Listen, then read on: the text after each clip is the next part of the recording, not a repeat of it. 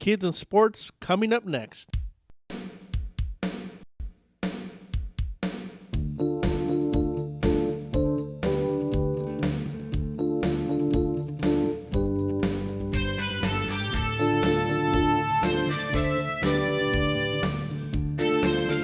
Good morning. You ready to start the show for me? I almost didn't make it. I was ready, Coach Mike. I'm glad. Boy, I tell you, we're going to talk about responsibility, Alex. I have a responsibility to get here on time, and I barely made it. But I am here. Coach Mike, Kids and Sports on the Rant Radio Network. Thank you, everyone, for joining us today. We've got some interesting stuff we need to talk about. Oh, we're going to switch mics? I need to change your mic there. Oh, okay. We're going to. Am I better over there? Yeah, Oh, yeah. yeah. I got You like you that now. better, You might okay. want to start over. I'm Mike. still on Kids and Sports. I'm still Coach Mike. No. We're still I'm on saying, the Rant Radio Network. I'm saying, What am I going to change? I'm talking about the show. The show. Okay, we're gonna have. We're still carrying over from our efforts of yesterday and the last week, getting ready to next week. We got Labor Day coming up. We got a holiday. Got a responsibility to be responsible over that holiday there, Alex. Now, I'm getting along in years here, Coach Davis. What is Labor Day? Labor Day. Would you mind Googling that Now, for that's me? one of the holidays that has been around for a while, so you shouldn't have a problem with that one. I'm not supposed to say I've been, I already warned everybody at the meeting yesterday, don't say ums, and now I'm getting the habit. I got to watch it. We're going to talk responsibility in youth sports. And a couple things happened. It's interesting. Before we get into the show today, I want to remind you, go to the website, www.kidsandsports.com. There you can sign up for my newsletter. You can also check out specific information for your specific sport that you're interested in. And there will be more added. I've got several sports on there now. More will be added to that. You can also go to the Google Play Store and download the Kids and Sports app. And that's really cool. You can order custom lineup cards from either the website or the app. You can call the show from the app. You can email me. You can do all sorts of things. So for all of those you that are mobile, that are running around with your nose on your phone all day long, check it out on the app. You don't want to be without Kids and Sports, because we're going to bring stuff every week that's going to help you help your kids have a good experience in sports. My email, coachmike@kidsandsports.com. And again, I want you to use that. If you go through your whole life without using that email address in a positive way, I better throw that in there. Let's keep it positive. Keep positive. But if you don't ever email me, you're missing something.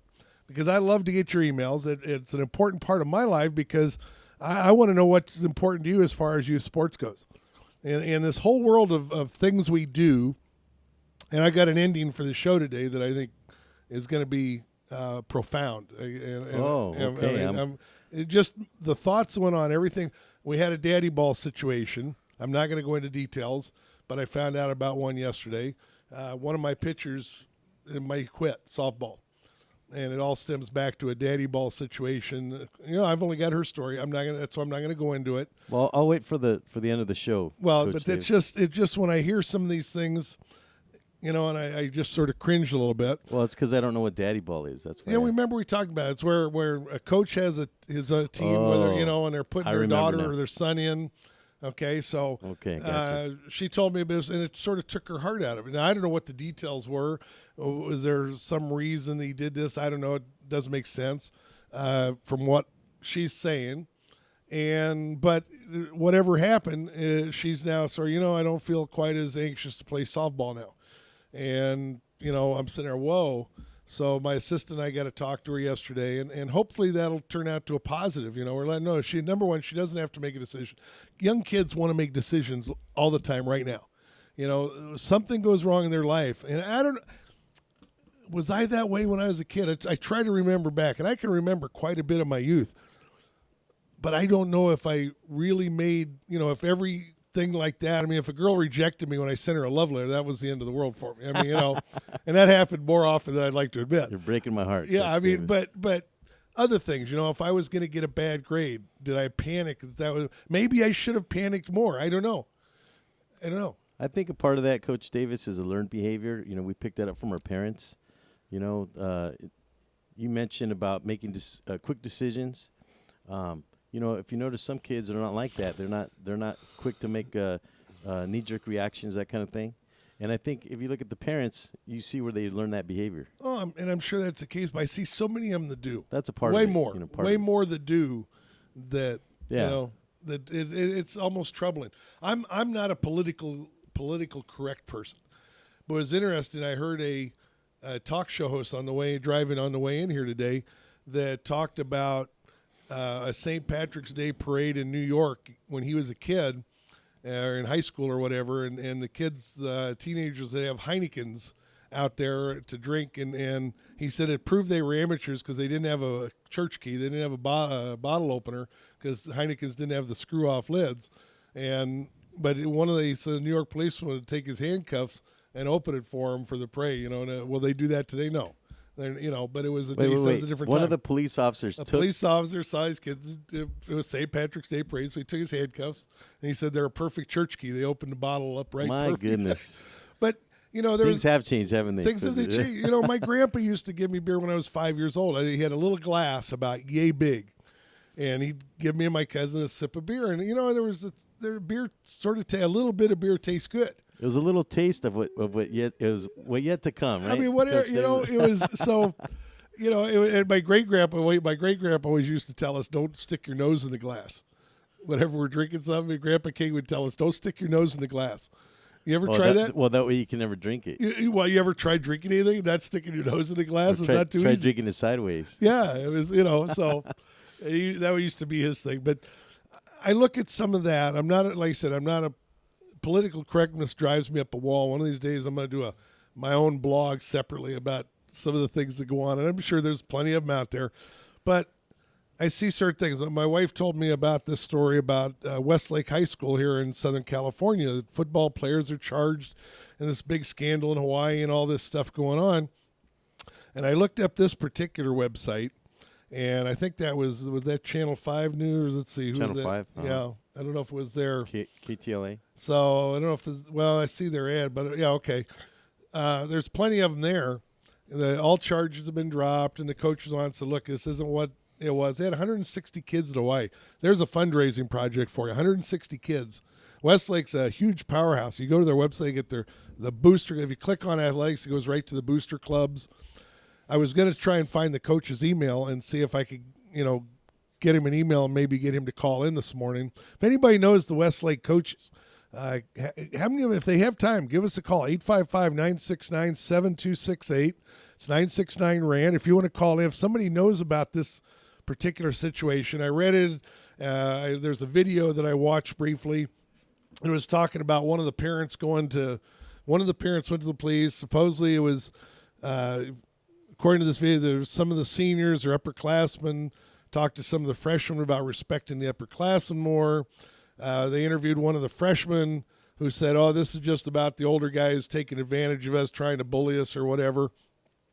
And I see some of both sides. So today, hazing is illegal everywhere you go. The old days used to just be called initiations, and there were pranks. I'm reading this, Coach Davis, and the only thing I'm seeing here is that one of the players knocked the hat off of another player. I mean, they had a charge. One player was arrested for assault, sexual assault. I don't know. That's what I'm saying. The whole thing was an incident got blown out of proportion. And if it is, I'd like to have a talk with the parent that blew it out of proportion or whatever kid. And I see both sides of that. That's what I'm saying. I see both sides. What would you tell the parent? First I want to talk to him and say, why would you go to the police? Number one, okay, I believe I'm an old school guy. One of the tough things that I will have to do if the time comes in my job as a coach, we have to sign a paper by California law. If, let's say your daughter was one of my players. If I had any reason to suspect physical or sexual abuse from you or your wife or whatever, I'm supposed to call the police. And technically, I'm not supposed to go to my athletic director or the principal, and I'm supposed to call the police. Now, I understand why it's gotten to that, but at the same time, I have a bit of a problem with that. Okay? When I go call the police, I'm going to make sure my athletic director, my principal is there. Well, you're not making any accusations. You're just allowing them to go and investigate. But still, here's the thing.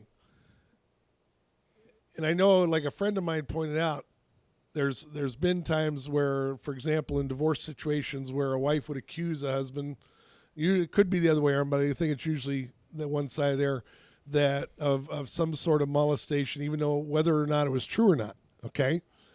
And so the thing is, if I call the police and say, hey, Alex is molesting his daughter here, or something's going on. No. Let's use some hypotheticals, please. Yeah, well, no, I know you wouldn't do it. I've seen you. I would be. You'd be one of the. I'd be one of the most shocked people in the world. But I'm just saying, so sure, if that was you, that would ruin your life. Oh, it would definitely would. Even if you're totally. It would crush me to even hear that accusation. There you go. With you. Yeah. Well, not only that, let's take it the other way around. If I was accused of it with my players, I heard from somebody this morning, from another friend, that another friend who has a daughter on a tennis team at a high school here in Southern California.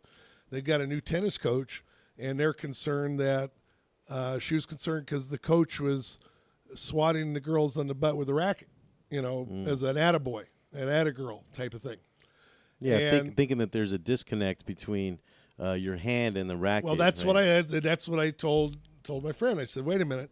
I says, first, I would be concerned. I would be not that kind of racket. That's what I used to get when I was in high school. I was in grade school. When I was in elementary school. Me and Mr. Christine, we go way back. That was the Board of Education. Except his had holes in it, so he could hit you harder with it. Thank you, sir. May I have another? Yeah. Bend over, grab your ankles, and whack. But I could still feel the sting. That was the first thing I said. Was, to me, a butt swat in any sport goes back ages and ages and ages. Oh, so you're saying this is more of a normal thing, attaboy. It's an attaboy, attagirl. But of course, a male coach with female athletes, you got to, I'm not going to swat in my girls' butts even as an attagirl. I'll give them a high five. I'll do, So to me, I said, well, the first thing it tells me that if he's using the tennis racket, like you said, it's a disconnect. So he's saying, hey, it's not me. It's okay. It's I would look for other signs first. Is he trying to, get girls by himself alone or something? Is he making other comments?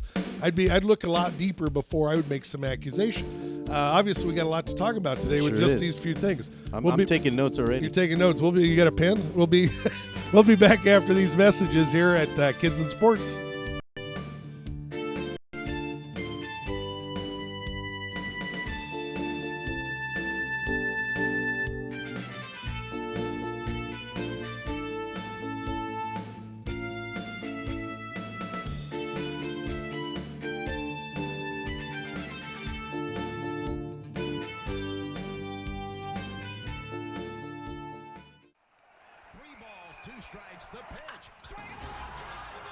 Make your team look like pros with custom lineup cards. Whether you are a travel team, rec team, all-star team, or just some old guys playing slow pitch, we can make your team look a little better with some custom lineup cards. For the umpire, for the opponent, for the scorekeeper, for the dugout, no matter where your lineup card goes, you will look like a big league team with your team logo and name on top of your personalized lineup card.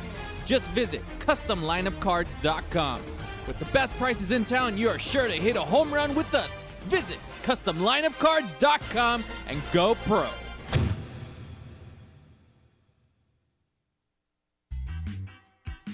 We are the Three Guys Rant with Arvin, Mike, and Phil. coming to you on the Rant Radio Network every Monday from 6 to 8 p.m. Pacific Standard Time. You can call us at 855-69-THE3GUYS. It's not the Three Guys. This is why you should turn in, because one has Tourette's. The other one's illiterate. You really should listen in. You never know what's going to happen. 855-69-3GUYS. G-U-Y-S and the number 3, not the. Faces for radio, voices for the deaf. Look forward to talking to you. Hey, I'm audio candy. I don't know about you guys.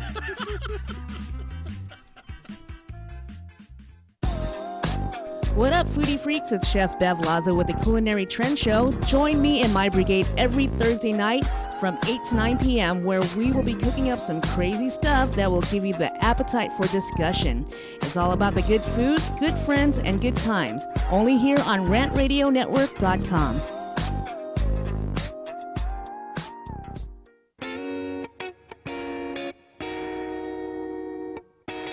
DM Narc Radio Show is now airing on the Rant Radio Network. You've heard the three guys rant refer to us as the Clam Chowder Power Hour. Now we get to bring our New England humor over to Los Angeles. We'll be airing Friday at 2 p.m. Pacific, 5 Eastern, and we'll cover everything from local to national politics and news. Guess what? We're uncensored too. I'm Dave. Join me and Nick Friday on the Rant Radio Network.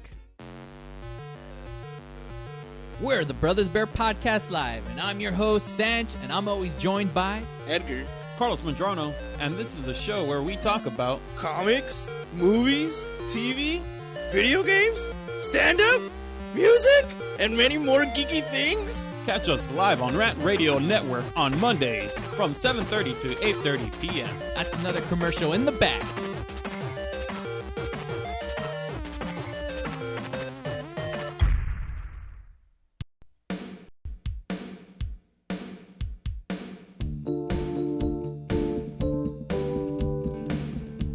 There's that music again. That music, that favorite music, thanks to my friend Dan Malone. Good stuff. Welcome back, Kids in Sports here on the Rant Radio Network. My co-host Alex Alanese. We're talking, well, overall we're going to be talking about responsibility today. How do we teach our kids responsibility? And I think you touched a little bit on part of that as we're talking about a couple of various issues and stories here, is the parents need to show some responsibility first if the kids are going to learn it.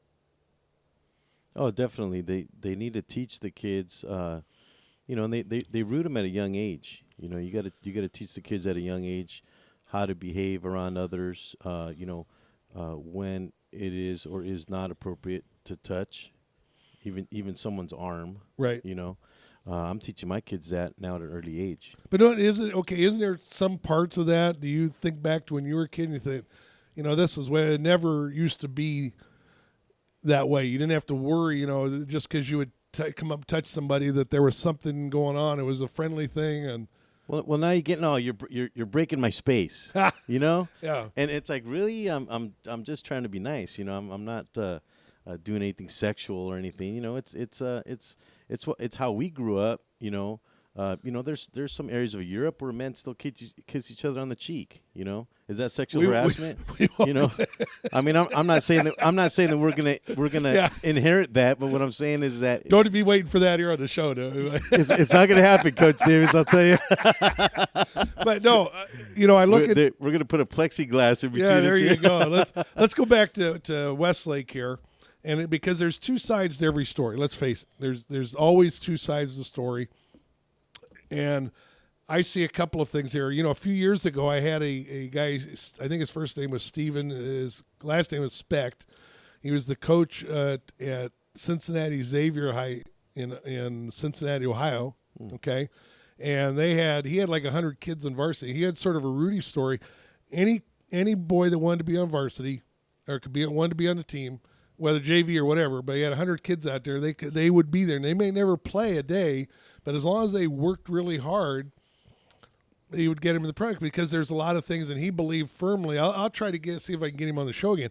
He had a firm belief on how sports benefited the kids. Yeah, I'd like to hear that. Now I look at the Westlake here, and they say 160 kids went to Hawaii on this trip, and I'm assuming they're all the players. That's on one team. That's I'm sure that's JV, because it mentions multiple teams. Okay, so maybe it's varsity and university. Right. If you do a search, you go to Westlake, though, and you click on the athletic part. If you go to, like, Western, where I'm coaching, you go on athletics, it's going to have the regular drop-down list like all the other ones do. When you go to Westlake's, you drop down, you hit the drop-down, you hit the athletic part. It goes to the Booster Club's website. And they got a strong program. Let's face it. They've got a huge program. Huge programs sometimes are more susceptible to things going wrong. They're very successful. Anytime there's a successful coach, people always blame the coach. Ultimately, the head coach is the one responsible. But does that mean something when is going on underneath he doesn't know about it? If you got 160 kids out there, it's very possible. Well, I got 3, and that's enough for me, I'll tell you. You know what I mean? Yeah, I know what you're talking about, sure. So, and then, you need help. When I watch this video, when I watch this Channel 5 video, they interviewed I guess it's a freshman, and he said, well, just these guys trying to bully or take advantage of us. And that tells me a couple things. was that part of, were these guys overboard? Were they going beyond just a shoving or discussion about respect or whatever? Or is this young man taking an attitude like, you're not going to bully me, you're not going to get in my space? Who do you think you are? Just because you've been in a program 4 years and you know what's going on and I'm new, why should, and I do see that with certain young students. Every program almost has certain young players that think they don't need to respect the older kids. Well, you're talking about respect, Coach, but I'll be honest with you. I think this exists in sports just in general. Okay. Like you said, it's these younger kids that want to be better than the kids that are supposed to be better than them. Just because they're varsity players, does that really mean that they're better? Usually it does. Usually. But there's going to be that one individual that comes out and says, oh, you know what? I'm better than you guys. I don't care if you guys are in varsity. You know? Right. So now, did they talk about that at all in the story? I mean, yes. Well, the interview it does. It's mentioned. Let me see if we can go down a little bit. Let's see. 17-year-olds booked on. There was only one kid that was 18. 2 kids were arrested. One immediately released to the coach. No charges filed. Second player was released to the parents on Sunday. No sexual assault charges are being filed. I don't know. Does kicking in the crotch count as sexual assault? I mean, I don't know. Something like assault. Yeah. I mean, it's to me that part of that didn't make sense. When I hear sexual assault, you talked about being politically correct earlier. Yeah. When I hear sexual assault, to me that means rape. Right. A kick in the crotch. I mean, is that what it is? Maybe that's just assault, but yeah, sexual assault. Okay. It assaulted to say, I don't know. I don't know. They call him name, maybe called him certain names. That's sexual. No, I mean, we've got way overboard on a lot of things today. I'm taking a step back on that one. We've gone way overboard. When asked about reports of hazing, Barstad said, I think the allegation of hazing actually has to do with a freshman teasing one of the senior players that afternoon. So see right there, okay, some of the freshmen. So this was a varsity player assaulting a junior varsity player, or vice versa? Well, it sounds like the junior varsity player was assaulting. Was teasing the other one. And so I don't see that as hazing. Hazing usually is the upperclassmen hazing the lowerclassmen. That's how I see it. Right. The early version of the story erroneously reported the 3 students. There's another thing of responsibility is the news reporting these days. That's why I want to look at multiple stories. I just got this morning. So I got home today. I'm going to be looking at multiple. And I'm going to try to see if I can get one of the coaches to come on. And because there are a lot of interesting things that need to be addressed. Parents need to know there's so much that goes on. Just like what happened with my pitcher, the incident she told me about this summer. And like I said, I'm not going to go into it. But, I could see where it would deflate her a little bit. Well, I'm on the edge of my seat, Coach. Is that going to be your grand finale? No, it's something. Oh, that's something else. Something else. Okay. Not so much that. It's well, just. I'm still on the edge of my seat. You're on the edge of your seat. There's just things that go on. There's so much that goes on in youth sports, and everybody wants to take their side. And we've gotten to this thing about taking sides all the time. Number one, I go old school, and to me, old school goes. I believe in the Bible. And one of the things that I believe from the Bible that we need to follow, more importantly almost than anything else, is that if I have a problem with you, for example, if I had a problem with you, Alex, there's one person I should go to, and that's you. That's me. And I should try to address it with you first. But nowadays you go to 20 people in the background. You go to Facebook, you put it on Twitter, you put it on Instagram, you go tell, like you say, 10 people, and you go call the police. Or it becomes drama. It becomes drama. It really becomes does. way blown out of proportion. And let's say that you did do something to offend me. Let's say you did do something wrong. A lot of times you say a story, then you're going to say, well, no, I didn't do that. Even though you did half of it, but you don't want to take blame. I don't want to. Nobody wants to admit anything. Well, Coach, but here's the other end of it. You come to me, and like I said, let's say that we're grade school kids in the playground. Yeah. Something happens where you get mad at me and you approach me. It ends up in a small fist fight.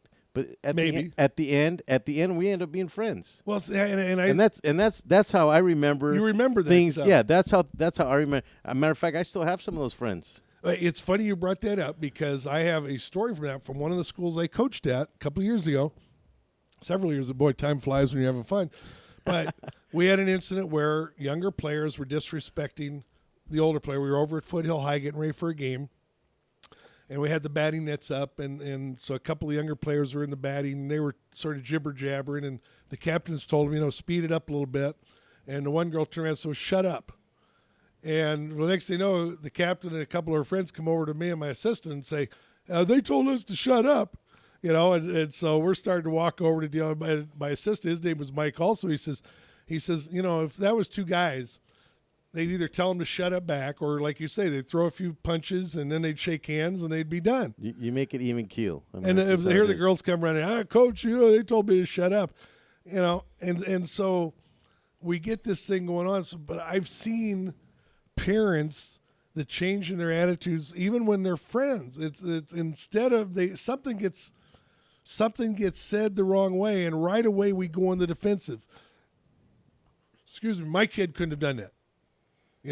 How many times do we see on TV, and I hate using this example, but it's out there where whether it's some gangbanger or somebody that commits a criminal activity and the police shoot them or arrest them or something else, the next thing you know, there's the mom on there saying, oh, well, no, my kid never would have done that. Yeah. My kid's a good little boy, and here he is. He's in this gang, or he's got a record. He's done this and that. Does that mean he was guilty of that incident? Maybe not.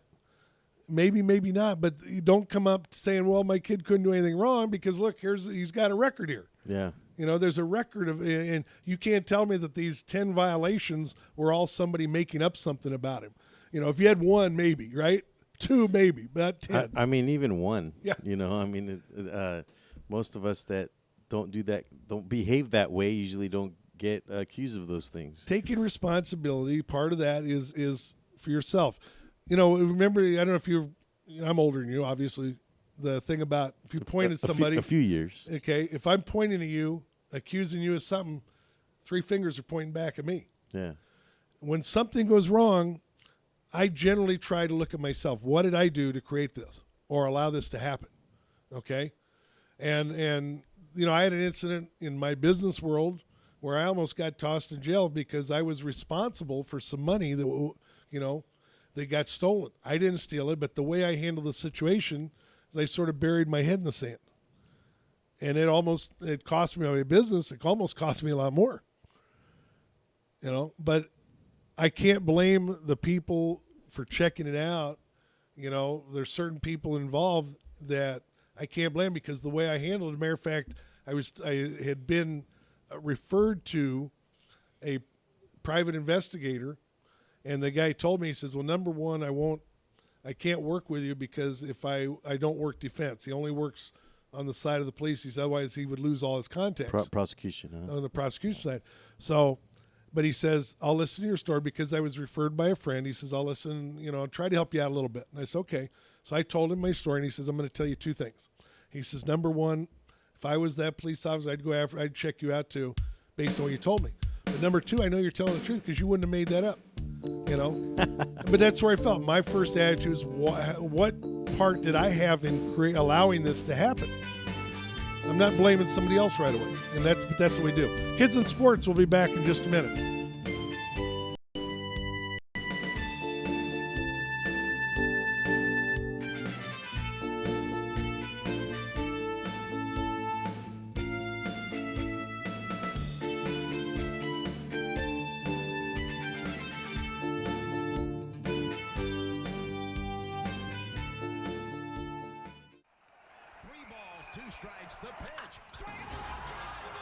Make your team look like pros with custom lineup cards.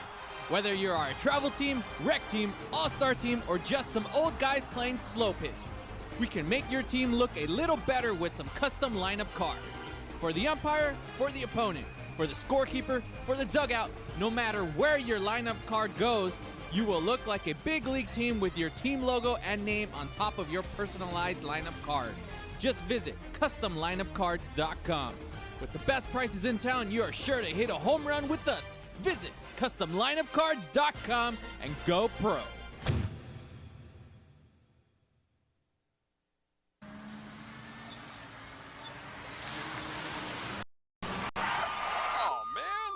The tickets TicketSurgeon.com. Reach us at 855-WIN-4-199. Did you get caught speeding, texting while driving, or doing anything else you weren't supposed to do? Give us a call. Don't miss work. Don't lose out on the money. Don't get any more points. What about your insurance? Let us fight for you. TheTicketSurgeon.com at 855-WIN-4-199. Welcome to the Monster Marketing Group, your one-stop shop for all your marketing needs. Anything you need to make that marketing and advertising campaign stand out, we're your people. Concepts, design, production, social media, anything that you can dream up, we're going to make happen for you. And we can do it in a very quick turnaround. Please give us a call at 888-49-MONSTER.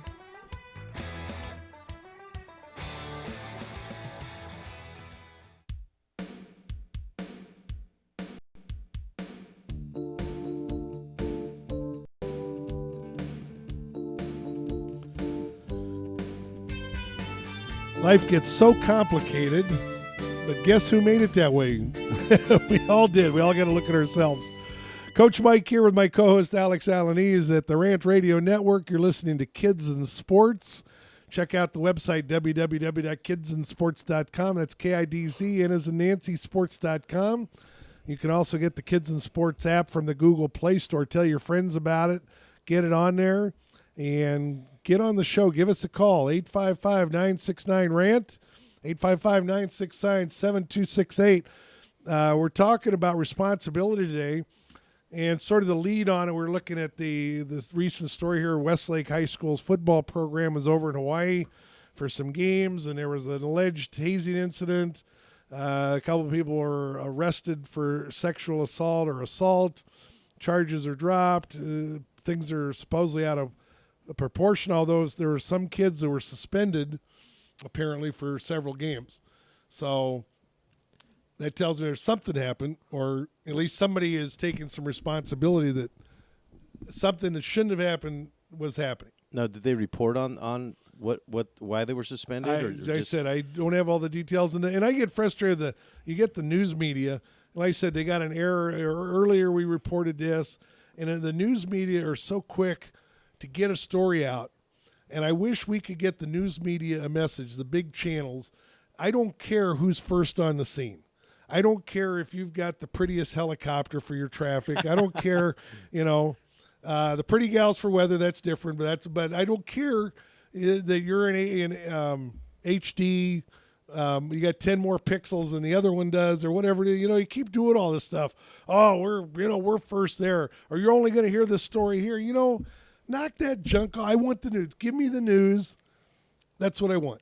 Well, Coach Davis, I mean, they want to make their show better, and that's why they talk about that stuff. But I've got the best youth sports coach show.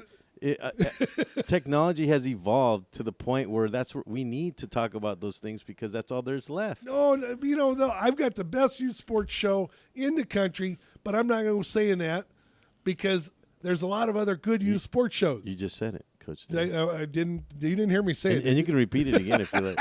No, but there's lots of good shows about youth sports. And you know what? We need more of those shows than a lot of the junk we see on TV or radio as it is. I hope more people start learning that they can maybe if they pick up one thing from one episode of this show, it could have a huge impact in their child's life for the better.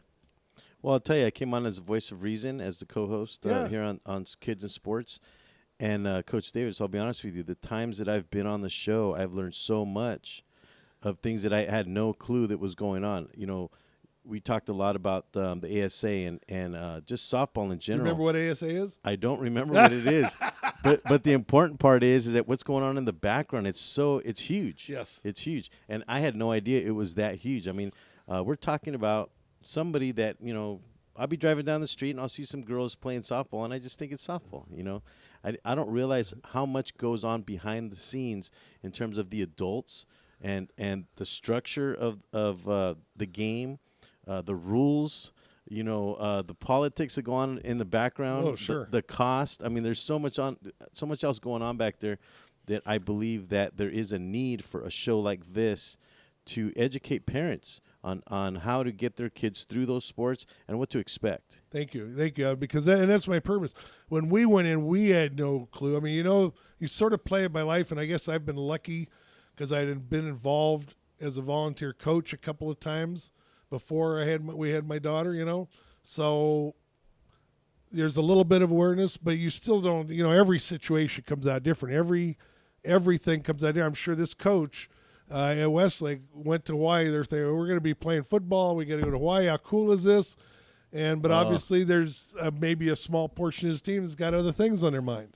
So they came from out of state?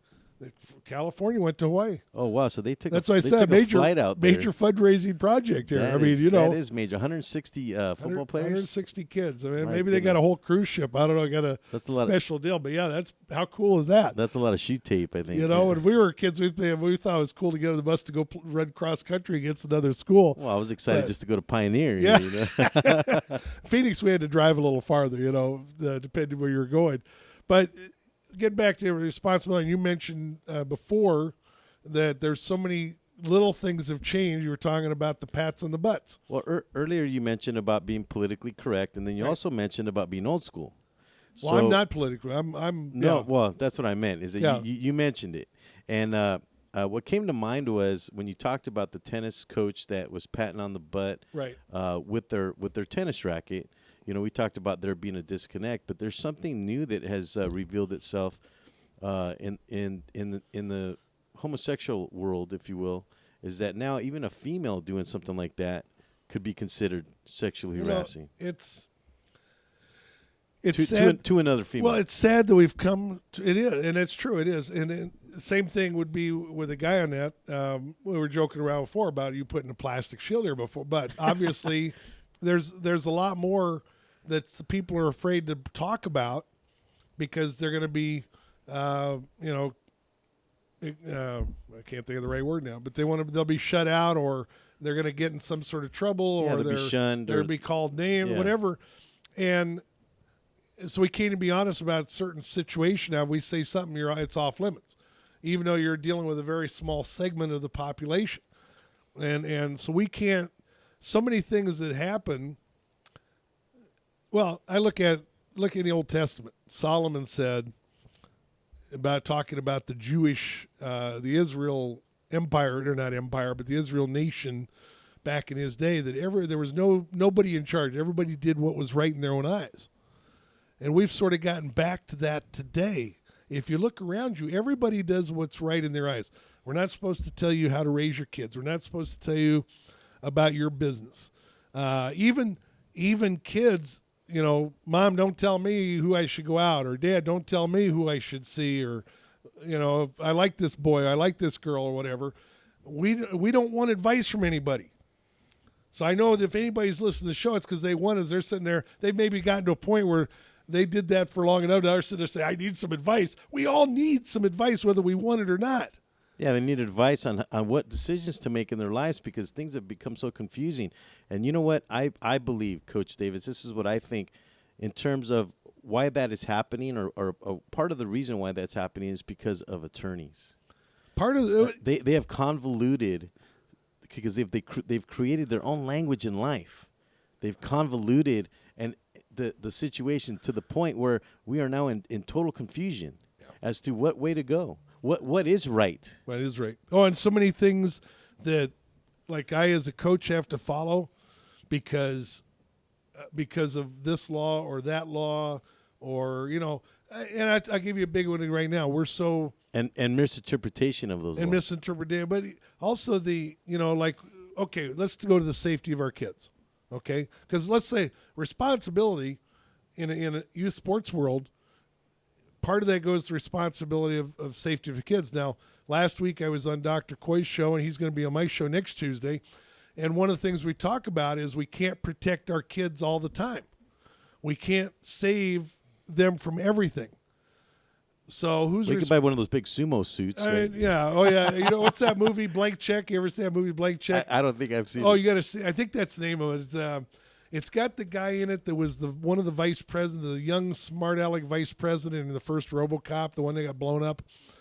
The first. I forget RoboCop. it. I don't know his name. My wife knows all these names. I'd have to look it up. He's, the old guy was the head of OCP or whatever. I kind of remember. They're what the you're younger talking guy, and he said, buddy boy or whatever, and he says we could have got along real good and all this stuff. And anyway, he was in this movie, and I guess he's some mobster, and he's got a guy that's supposed to go. He's laundering some money through a bank, so this buddy, this other star you'd recognize, is supposed to go in and get $1 million from this particular banker, right? And they got a code, and the banker doesn't know who's going to come to get it.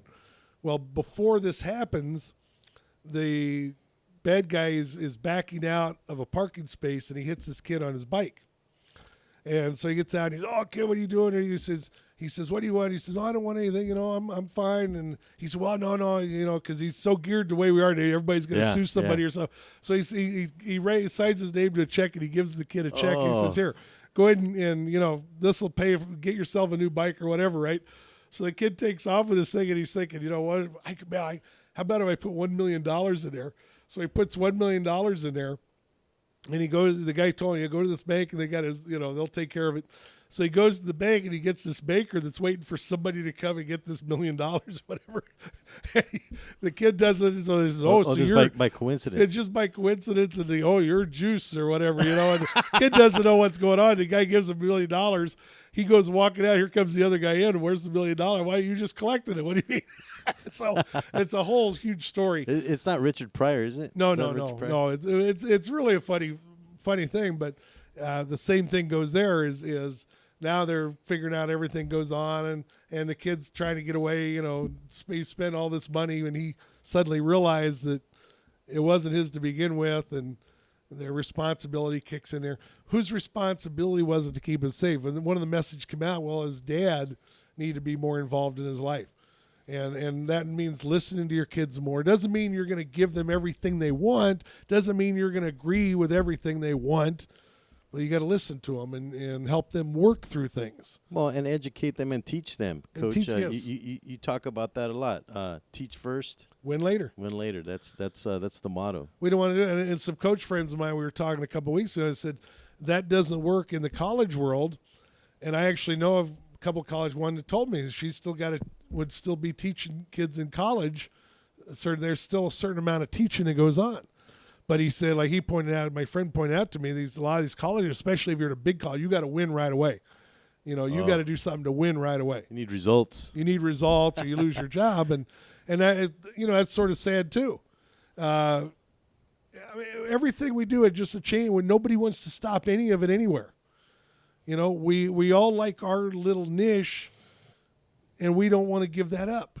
Well, I hate to use absolutes. He said nobody, but it's most people. Most people. Yeah. You're right. Yeah, most people. I actually had a comment earlier, but you started talking about something else, and I lost my train of thought. Yeah, it'll come back. The train will come back. It'll come back to me. So, anyway, let's look at some of the examples. Oh, we got a break. Thank goodness. We got a break there.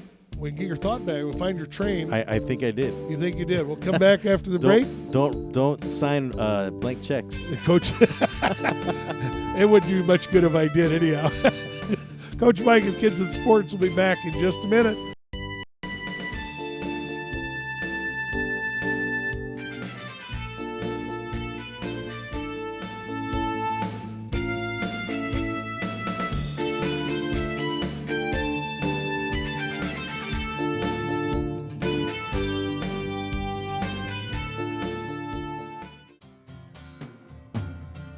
Looking for a delicious, fresh family meal that's ready when you are and easy on your budget?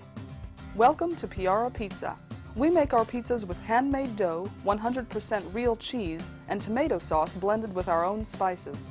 Nothing is ever frozen. We always have large pepperoni and cheese pizzas fresh and waiting for you for only $5. Or choose one of our specialty pizzas. We have veggie, meat lovers, supreme, and Hawaiian. Add an order of our amazing hot wings, cheesy bread, or breadsticks. Our locations are ultra-modern, ultra-clean, and open 7 days a week. Visit any one of our locations today, or check us out on the web at www.piarapizza.com. Piara Pizza. Fresh, hot, and ready for you when you come in. Stop in for your Piara Pizza today.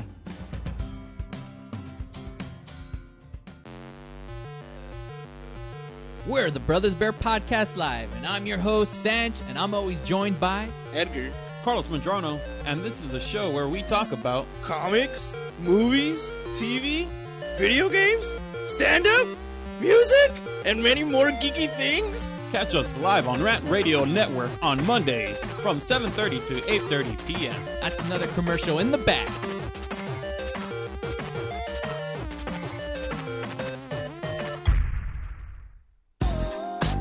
What up, foodie freaks? It's Chef Bev Lazo with the Culinary Trend Show. Join me and my brigade every Thursday night from 8 to 9 p.m. where we will be cooking up some crazy stuff that will give you the appetite for discussion. It's all about the good food, good friends, and good times. Only here on RantRadioNetwork.com.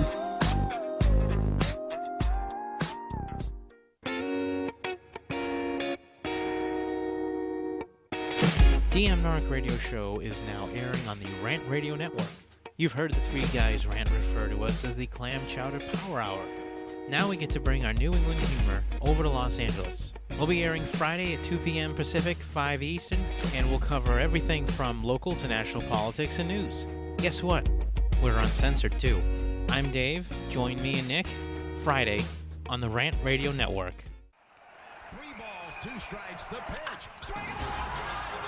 Make your team look like pros with custom lineup cards. Whether you are a travel team, rec team, all-star team, or just some old guys playing slow pitch, we can make your team look a little better with some custom lineup cards. For the umpire, for the opponent, for the scorekeeper, for the dugout, no matter where your lineup card goes, you will look like a big league team with your team logo and name on top of your personalized lineup card. Just visit CustomLineupCards.com. With the best prices in town, you are sure to hit a home run with us. Visit CustomLineupCards.com and go pro.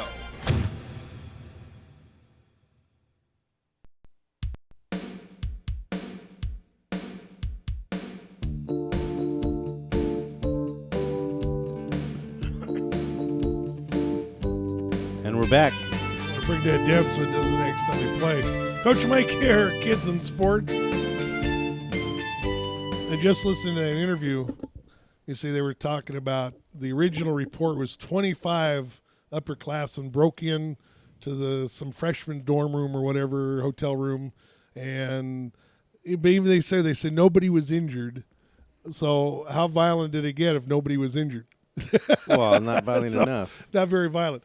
Well, did you find your train? They even talked about it being 160 kids at one point. Well, 160 is the total amount that went. Went over there. Yeah. So I misunderstood. Yeah. That. Your train come back? Well, you were talking about that movie. Was it Blank Check? RoboCop. Oh, Blank Check. Blank Check. And I mentioned it at the end of the last segment about being responsible enough not to write a blank check. Yeah. Because that's what happens. They're going to write it for $1 million. I'd probably write it for more. I'm thinking. Would you really? I mean, if somebody did that, gave you a blank check. If I knew it was a gangster.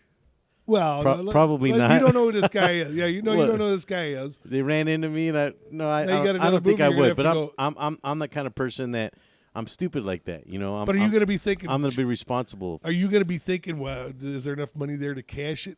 Yeah, because it can bounce. It can bounce. I mean, that's going to make you look. They're going to be asked. I think if you went in with a check with $1 million, they're going to ask questions anyhow. Any of us, that'd be crazy. Yeah, actually, a little bit earlier. There you go. There's the movie Blank Check. Yeah. A little bit earlier, you talked about how a lot of us back in the day when we were kids. Yeah. Now we would probably end up maybe in a small fist fight or scuffle.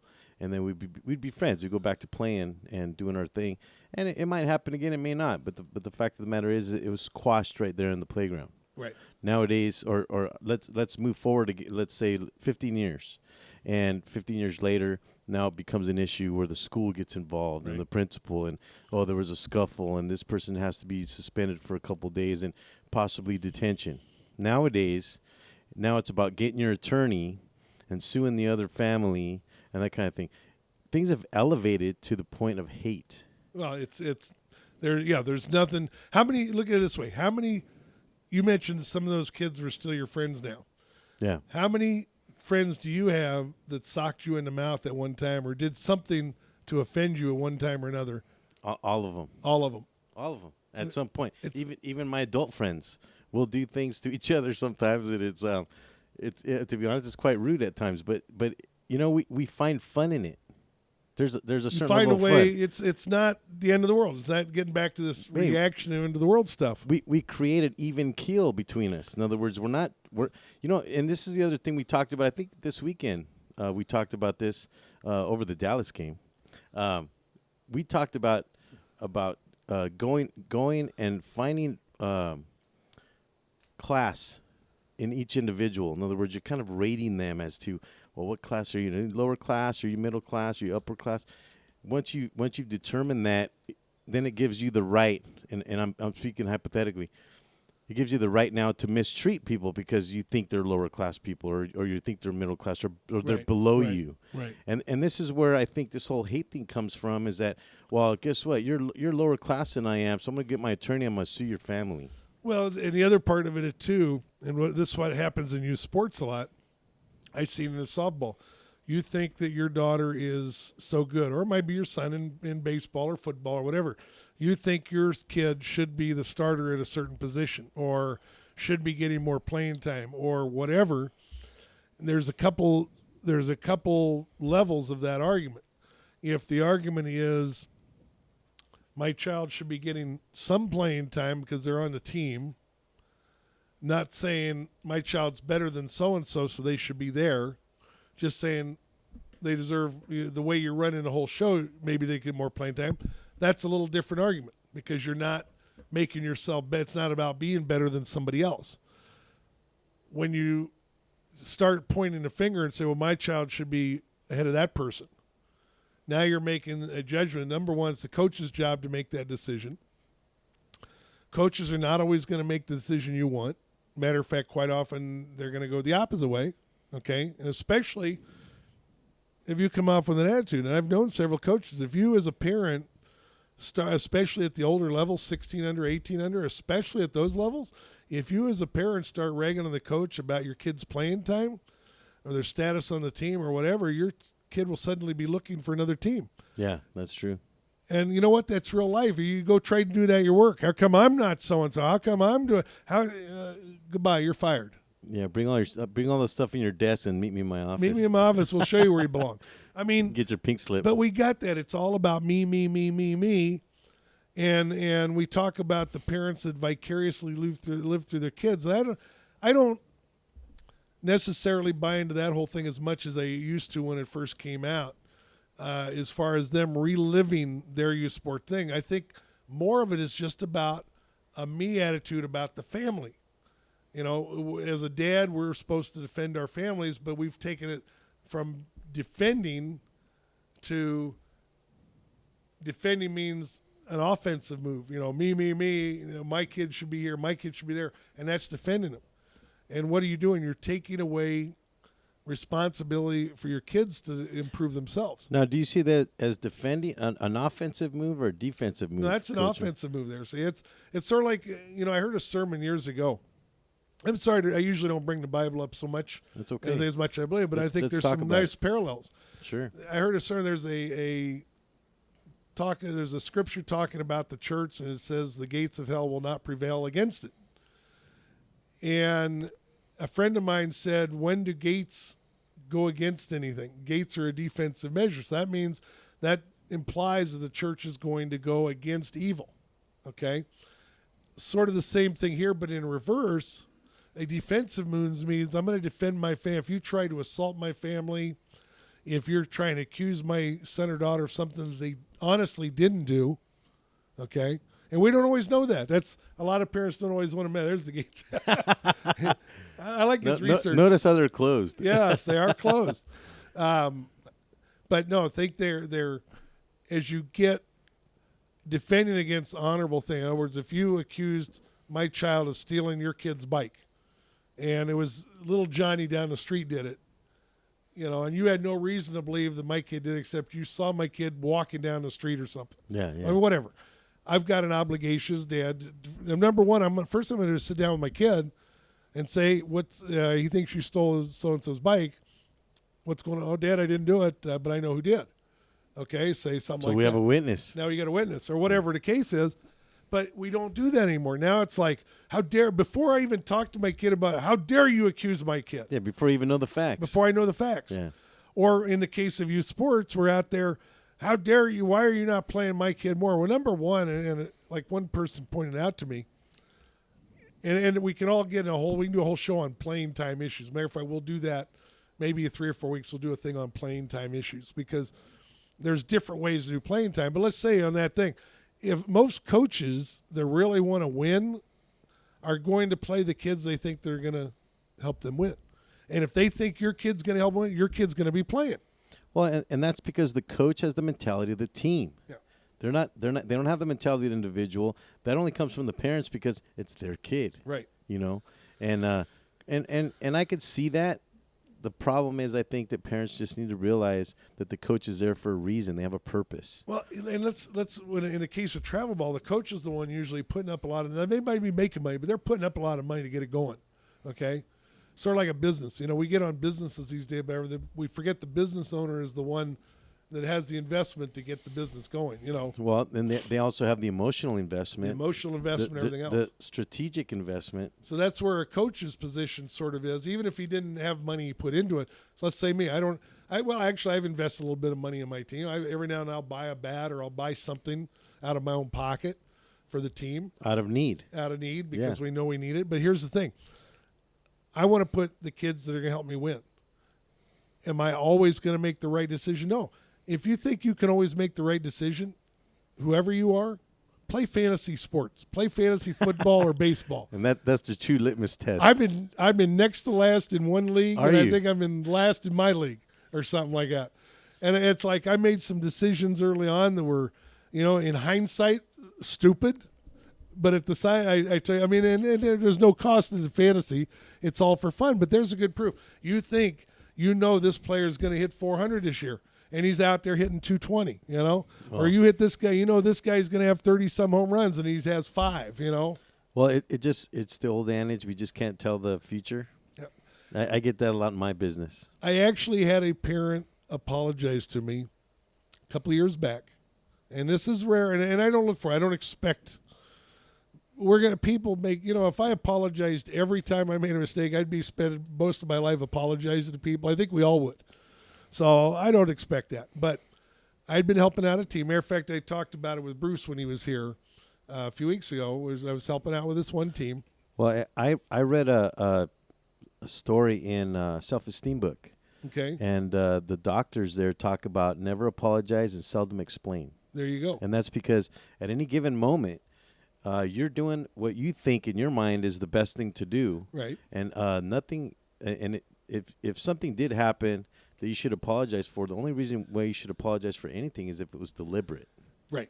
Right. If it wasn't deliberate, it was accidental. There's no reason to apologize. Well, there's a time you can apologize. But anyway, what happened here, I'd brought some kids from Norwalk up to this team because we were short players. We couldn't play in a tournament or anything. We didn't have enough players of the right age. So I brought in 7 kids that needed to get involved in travel if they wanted to better their skills. Well, first thing that happened, there was some parents from the Walnut kids were saying, "Oh, I'm going to be biased towards the Norwalk kids." Well, the first thing the manager defended me the first match is, "Look, I was coaching them before I was coaching the Norwalk kids." And this is Bruce? No, Bruce. It was a story I was telling Bruce about. We were talking about that one team. Okay. So anyway, that was one conflict, and that was started by the parents. Okay. Little conflicts here and there. We got through some of it, but finally I stepped back and I said, okay. And the kids I brought to Norwalk wanted to quit. I said, look, don't quit. It's not about me. Okay. So most of them, I think one did. Most of them didn't at first. Eventually all but about two of them did. We were up at a tournament in Las Vegas. And I went up there with my daughter's team. They were in the tournament. This team went in. They were in the tournament. We ended up sending them home. It was double elimination. One of the parents came up to me and said, "Coach Mike, I need to apologize to you." He says, "We think we know this kid and our kids. We don't stop to think about the time you have to take putting the chemistry together to get them all working at their best." We'll talk some more. Coach Mike, Kids in Sports, second hour coming up. Second hour.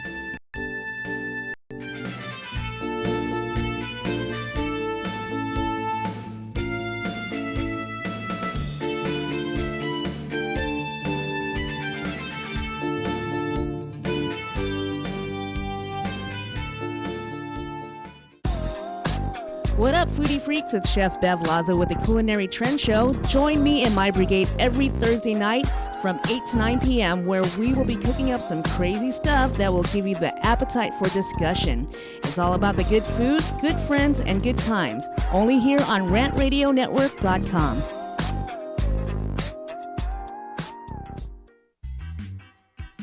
We are the Three Guys Rant with Arvin, Mike, and Phil. Coming to you on the Rant Radio Network every Monday from 6 to 8 p.m. Pacific Standard Time. You can call us at 855-69 The Three Guys. It's not the Three Guys. This is why you should turn in, because one has Tourette's, the other one's illiterate. You really should listen in. You never know what's going to happen. 855-69 Three Guys. G-U-Y-S and the number 3, not the. Faces for radio, voices for the deaf. Look forward to talking to you. Hey, I'm audio candy. I don't know about you guys.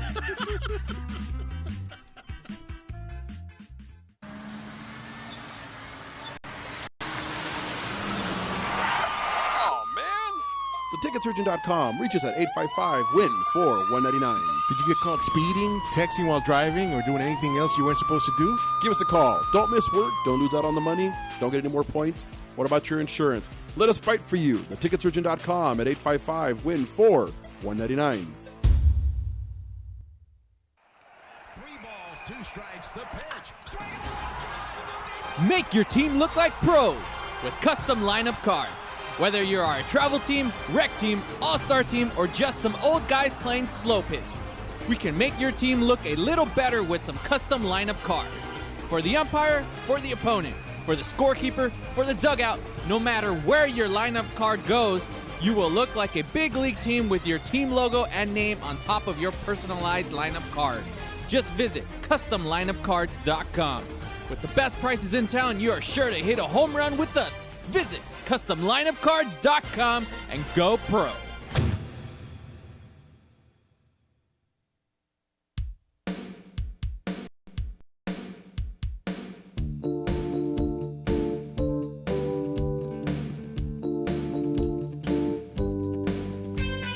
And we're back. Whose fault is it? You're real quick with that. We're back. You must like being here. I just like saying that, hey, we're back to start listening again. We're back to start listening, pay attention, because most of us queue out during the commercials. Yeah, you know? there we go. I had to go to the refrigerator and get something to drink and a cup of coffee. You know, one of the things we're talking about, the me stuff that goes on, and I think something that goes along today that is something that is more prevalent today than it was 20 or 30 or 40 years ago. And there's a lot of people living with a victim attitude. They go around with this victim, like everybody's against them, everything's to be wrong, and it's sometimes it's a racial thing, sometimes it's just an age thing or a position thing. I mean, it's different. There's certain people that for whatever reason they, you know, sometimes, and you heard me say it, sometimes it's just laziness. We can't get up and make up our mind to do something better or something about the situation. And I can see sometimes if you're defeated, you're doing things go bad for you so long, you maybe get in a defeatist attitude. I happen to know a little bit about this issue, okay, Coach Mike. I have a 3-year-old at home. You know, you don't tell me your 3-year-old is a victim. She plays the victim all the time. And let me tell you. Now, how can she learn that at that age? You know what? She's a very intelligent little girl. Out of my 6, I would say that because of her rambunctious attitude, that she does have a certain level of over the rest of us now. Intelligence. Okay. She's got a certain level of intelligence. But the victim attitude, I think, goes along with the sympathy factor. You know, you're trying to gain the other sympathy. You want attention. No. I think it's more about delineating wrong and right. At a 3-year-old's age, there's no such thing. She doesn't know the difference between wrong and right. So she sees it. Well, she sees it. Well, no, you're right about that. But what I mean is that she's delineating it not as wrong and right, but as good and bad. Okay. And that now she becomes a victim. She becomes the victim. She realizes she did something bad because she either got yelled at or spanked, and now she becomes the victim.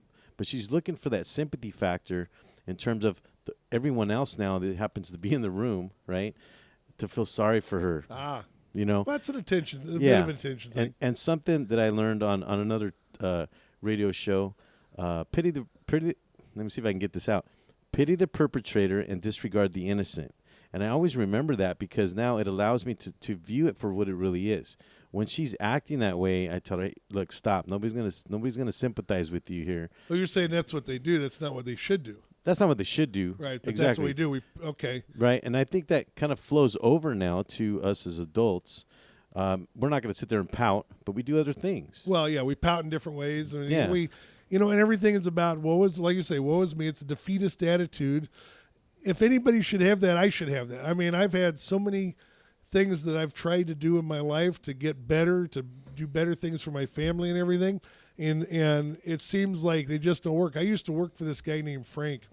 And he was a really neat guy, a little cocky at times, but this guy had a green thumb of with anything. I mean, he would buy one business after another. He'd buy a business, run it for a while, sell it, buy another business, run it, and he's constantly making money. I think there's only one business that I heard him tell me. I think he had bought a movie theater somewhere that, for various reasons, there were landlord issues, something that it went down. He finally dumped it. But other than that, I mean, the guy I met him, I worked for him at a 7-Eleven. I mean, this guy, everything he did, he was successful.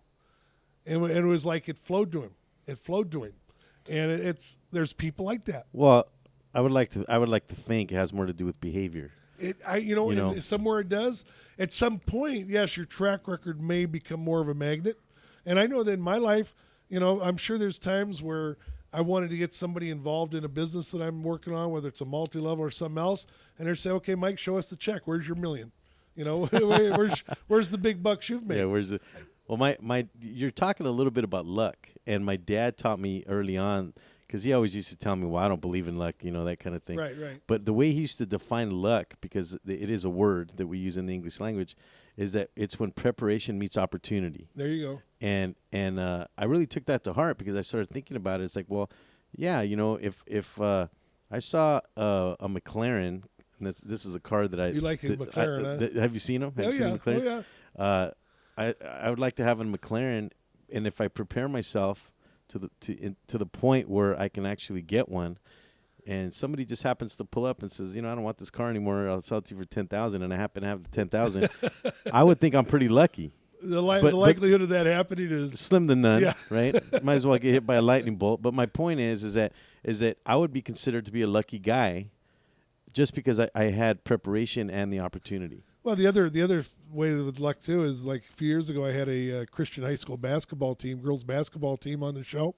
2 years in a row they won CIF, and I had them on, and I told the coach one time, "Good luck." He says it's not about luck. And he had a firm belief in it. It's not a matter of luck. It's a matter of blessing. And it doesn't mean God's going to choose them over, everybody likes to pick on the Christians that way. Oh, you think God's going to choose Tim Tebow over to, whatever. that came up again, didn't yeah, it? I know. But no, it's not about that. I think it's unfortunate that Christians in sports get a raw break in that regard.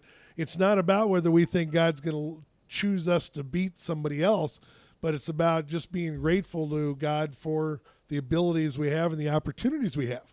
And I think that's having an attitude of being blessed. A friend of mine chewed me out the other day because I was complaining about the electric company shutting off the power at the neighborhood again for like the 8th time this year. What do you do?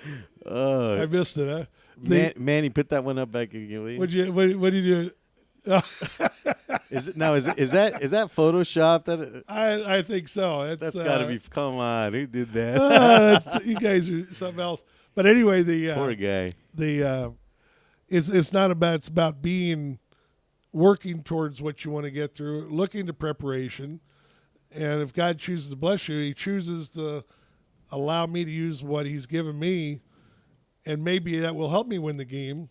But it's not just about whether God let us win the game, and that's first. Oh, do they think God cares who wins, or what if it's two Christian teams playing each other? It's not about the winner and losing the game. Well, let's talk a little bit about Westlake High now. How that relates to them. I think it has to do a little bit more with shortcomings versus blessings. I think that listening to the coach on the air, he gives that wasn't his a coach. little. That was one of the faculty. I mean. administrators or something. Oh, okay, yeah. Well, listening to him, Yeah. what it sounds like is that, you know what, they need help. They don't have the amount of supervision maybe that they needed, the amount of volunteer. Maybe they needed some volunteer adults to be there to watch over the kids. I mean, come on, you're talking about a bunch of teenage boys. Teenage boys. I mean, what do you expect? You Hello. know? I mean, come on. Now, I'm not talking about shortcomings in terms of the adults. I think that they're doing what they can with what they have. Right. You know, I'm not trying to put them down. What I'm saying is that they need more support. Possibly. And something like this may not have happened. So I guess I'm calling it a shortcoming. Maybe that's a bit misplaced. Well, we can never be a fly on the wall. There's how many times you wish you could be a fly on the wall in a certain situation? I'm sure this coach. The cameras are out there. The cameras are out. It sure seems that way these days, Yeah. doesn't it? You see what I heard the other day. They got a cat cam that you can get now, a little camera to put on your cat, and they video. I think there's something on YouTube. What will they come up with next? I'll fly cam next, but I'm sure this coach has a certain level of discipline he expects from his players. Absolutely. Now, is there something in his instructions to the players or his coaching philosophy that allows for all of his coaches have a certain amount where the seniors are expected to be leaders, the upper class are expected to be leaders, and in order to do that, the younger players aren't going to respect them just because the coach says to respect them. They need to sort of command that respect themselves, and we all have different ideas of what that means.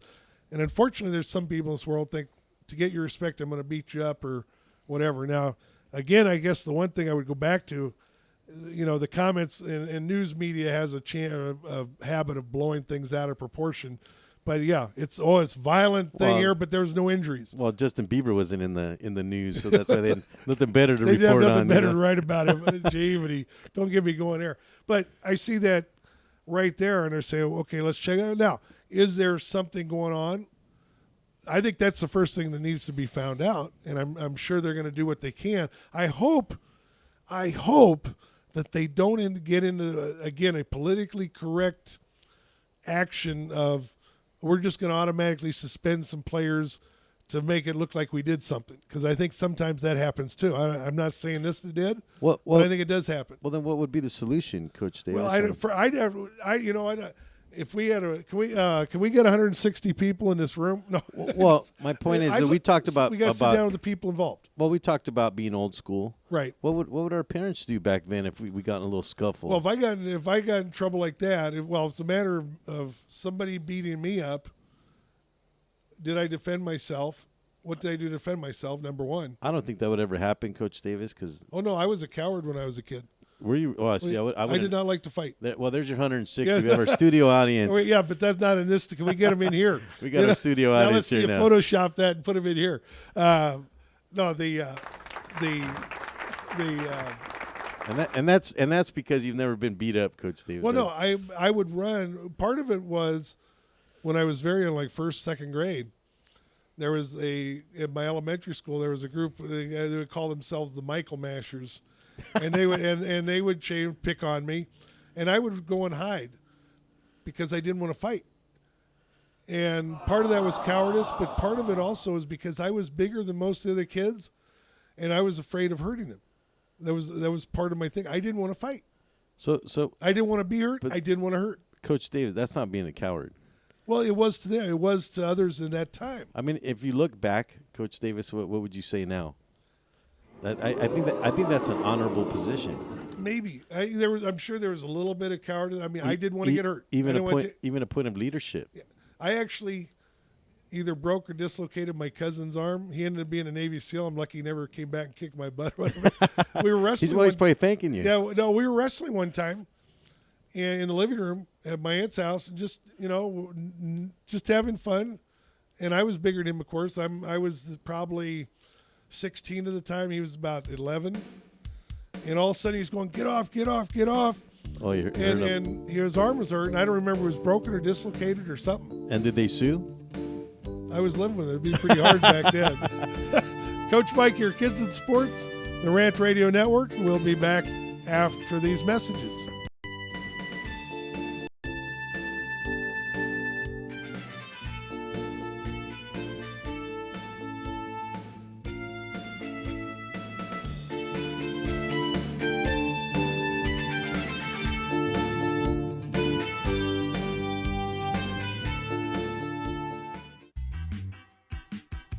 the Three Guys Rant with Arvin, Mike, and Phil. Coming to you on the Rant Radio Network every Monday from 6 to 8 p.m.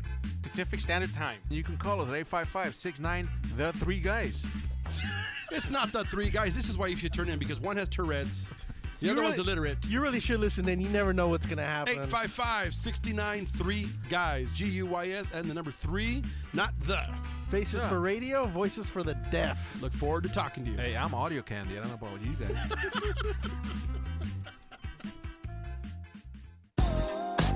What up, foodie freaks? It's Chef Bev Lazo with the Culinary Trend Show. Join me and my brigade every Thursday night from 8 to 9 p.m. where we will be cooking up some crazy stuff that will give you the appetite for discussion. It's all about the good food, good friends, and good times. Only here on rantradionetwork.com.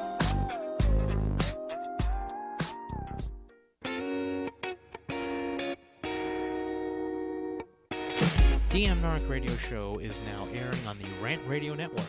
You've heard the Three Guys Rant refer to us as the Clam Chowder Power Hour.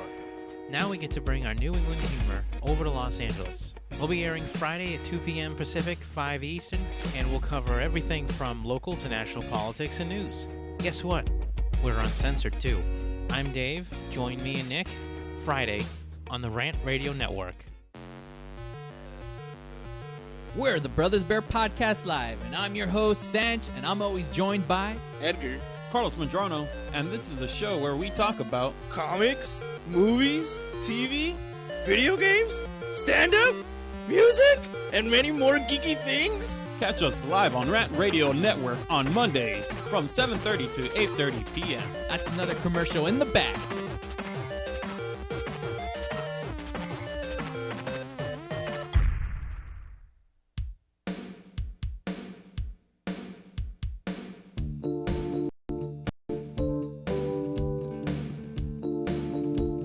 Oh, sorry.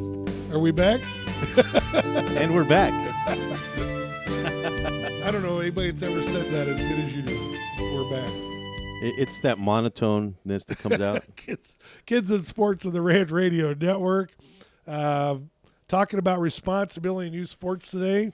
And I want to move on to a little thing, but you had a comment about what we were talking previously. Well, a couple segments back, you mentioned about one of the parents coming over and apologizing to you because half of the girls came from the Norwalk League. Well, it was what it was is we had the team was mixed, like I said, and so after I left, I stepped down as coach. Something I would normally never do. I actually let them take a vote. They voted me out, and some of the girls from Norwalk were in tears over it. But what happened is, like I said, it started with the parents. You know, oh, he's going to be biased to the Norwalk kids. Oh, you know, and the Norwalk kids just say, hey, we want to play. So these are baseless accusations that they're making. Well, yeah, it was more even hypotheticals, okay? So, and I'm sure at the root of some of those hypotheticals, well, is my kid going to get playing time or whatever? That's where it comes down. Anyway, they were giving me a little grief about following what I wanted to do as a coach for the team. I felt I knew I needed what the team needed to build it, to move forward. We weren't going to win any titles that year, but when I go into a team, especially like that, I sort of excel. I think that's sort of the gift I got is when I take a team that's struggling and make them stronger. Wasn't that the purpose of doing what you're doing? Well, some coaches like to walk into the already built team, let's say. But anyway, I told the manager, and we agreed it was a 2-year program. So anyway, I was getting a lot of grief, and here I was. Well, I'm trying to understand, Coach. Did you take this team over, or were you already there and then you brought I was already there when Okay. I brought the Norwalk girls up. I So see. that's why I said the manager told these parents from Walnut that, hey, he was coaching us before them. So if there's going to be a bias, it would be that way. So these girls came into you because this is a travel ball team. It was a trial. Their coach had left. They had a disagreement. The manager looked for a new coach. I saw the ad. I responded. We sat down, worked out a deal, so I was helping it out. And I wasn't coaching high school at that time. I did coach the JV in Norwalk. That's where I met these girls. But that was after I had already started coaching up there, you know. So I said, hey, here's how we complete our team, right? Anyway, we get going. So things were getting a line hand, weren't being done the way I wanted them. There were some players that weren't showing up in practice, and And I finally said, look, one of two things is going to happen here. You're either going to follow my lead or you're going to get another coach. Now, are these the Walnut girls or the Norwalk girls? Well, I told all of them when it came to all of them. Well, but you mentioned some of them are not showing up to practice. Mostly it was one or two of the Walnut girls that were not consistent in practice. And why would that be? Why wouldn't they show up to practice? You know, they have things. I mean, I'm going to point out a website here that's going to show you some about responsibility in different things. I don't know. There was a lot of, but there was just grief about the way I wanted things done. And I was getting ready. I said, look, I don't need resistance. Here's what I think is going to work. And, I talked with the assistant coach here and the manager. Here's what I think is going to work. So and finally I got to a point I just said, look, it was getting ready for the state tournament. Me and the manager were going out to Ontario, and we decided we would have the assistant coach run practice that night. And I told him what I wanted done. And the manager and I were at the state meeting. They went to Wendy's or something for dinner and had a hamburger or whatever. And so I said, they got good chili. I just like their hamburgers. Yeah, the hamburgers are good too. They're not sponsored. Gosh, I got to quit doing that. Wendy's, give me some money. No. What can I say? I said I want him to go vote. Either you're going to do what I say without. Oh, so you guys were. We were out there at this dinner. No, but you guys were combating the issues. It was just like there was whining about what I wanted him to do. It almost sounded like he was on the same page with you. No, that wasn't happening. The assistant coach, he wasn't there all the time because of his work. He was somewhat on the same page, but not always. He was sort of in the middle because his daughters would give him grief on one part. And there was a lot of whining and just, and I thought, baloney. Look, here's what we need to do. Now, you either buy it in or you don't do it, or I'm stepping down. So they voted me out, and I usually wouldn't do that. Most coaches would never do that. Yeah. I thought, the manager, she thought it was a pretty interesting. But she agreed with me that was probably a correct thing to do. And so I stepped back, went out to the state tournament. They got clobbered. My daughter's team was playing after them. We're out in Riverside. And we went out to watch them, and they unfortunately drew like the best team in the tournament and just got hammered. And one of the girls came out and said, Coach Mike, where are you going tomorrow? My cousin was retiring from the Navy, so we were going to go to San Diego the next day, so we weren't even going to be there. And so I told him, she said, can I go with you? The manager said, maybe we can get Coach Mike back here. And I told her, I sent her an email. I said, thank you very much, but it needs to come from the girls. They got to one. So they saw the value in your coaching. I think overall they did. Well, then some of the Norwalk girls were very disappointed. They were going to quit right away. And I said, no, look, it's not about me. Maybe somebody else will come in and do a better job. But anyway, we got up to Vegas for this tournament. It's a good way to look at it. And we got up there for the tournament. My daughter's team sent them home. That was their second loss. And one of the parents came up to me and said, Coach Mike, we apologize. We're sometimes get thought in our own little zone, just about our kids or 3 or 4 kids or whatever, or in our own way of thinking what we're used to doing for maybe a team before. And we don't stop to think that you as the coach have to juggle all the talent, figure out what's going to best. Your kid might be a great shortstop. Or let's say better yet, your kid might be a great first baseman. Fantastic at first base. And this other kid might be a great shortstop. I mean, I'm not wording that correctly. Your kid might be a great shortstop, but is a great first base as well. This other kid might be a great shortstop, but can't stretch it further. Doesn't do, whatever. So you're used to your kid being a shortstop, but now you're upset because I'm putting this kid over there as a shortstop. The team works better if she's at short and your kid's at first. It's a chemistry thing. And now multiply, you got 9 kids. And you as a coach have to see that. I've got to sit there and judge. Yeah, your daughter might be a better shortstop than her, but the team works better with your daughter at first. And there's something else that I'm kind of catching on here too, Coach Davis. The parents now, they may have been successful with one coaching style. Right. Excuse me. In previous seasons, let's say. And you talked about in previous shows, you've talked about the girls moving up into and I think we talked about between high school and college ball and they realize, wow, they're not that good when they were the star in high school. Well, every level you move up. Yeah. Every level starts younger. So doesn't that automatically change the dynamic of whatever they don't see that always. Whatever you were thinking in high school now is completely changed in college. Yeah, you got to keep growing. But the other part of that too is like whether it's private lessons or a team coach. Maybe your kid was on a team with a very successful coach and the team won some title or you won your league or whatever. So now you're in love. You're excited because that was a great moment, right? Man, hey, we won and everything. It doesn't always take into account everything around it, right? Maybe the league was weak. Maybe you just drew the right teams or whatever. Maybe you were a great team and you played well. Maybe the other team had a bad day. There's so many things that go into it. But now you move up because of age level. So now maybe you have a different coach. And, well, this coach did it that way. I can't tell you how many times we hear that as a coach. So, this coach did it that way. Well, here's how I do it. Yeah. You know. So do you think that's why that parent came up and apologized to you? Maybe they realized Well, they're good that? people. They were good people. I realized their daughters were very nice good players, and they actually went on to play with another team that a friend of mine coaches down in Newport. But they're very good players. But no, I think there's an honest concern. Even that parent that is overboard. This mom was not one. I would say that first off. She was very respectful, even when they disagreed with me. They were very respectful. There was another parent that wasn't so respectful.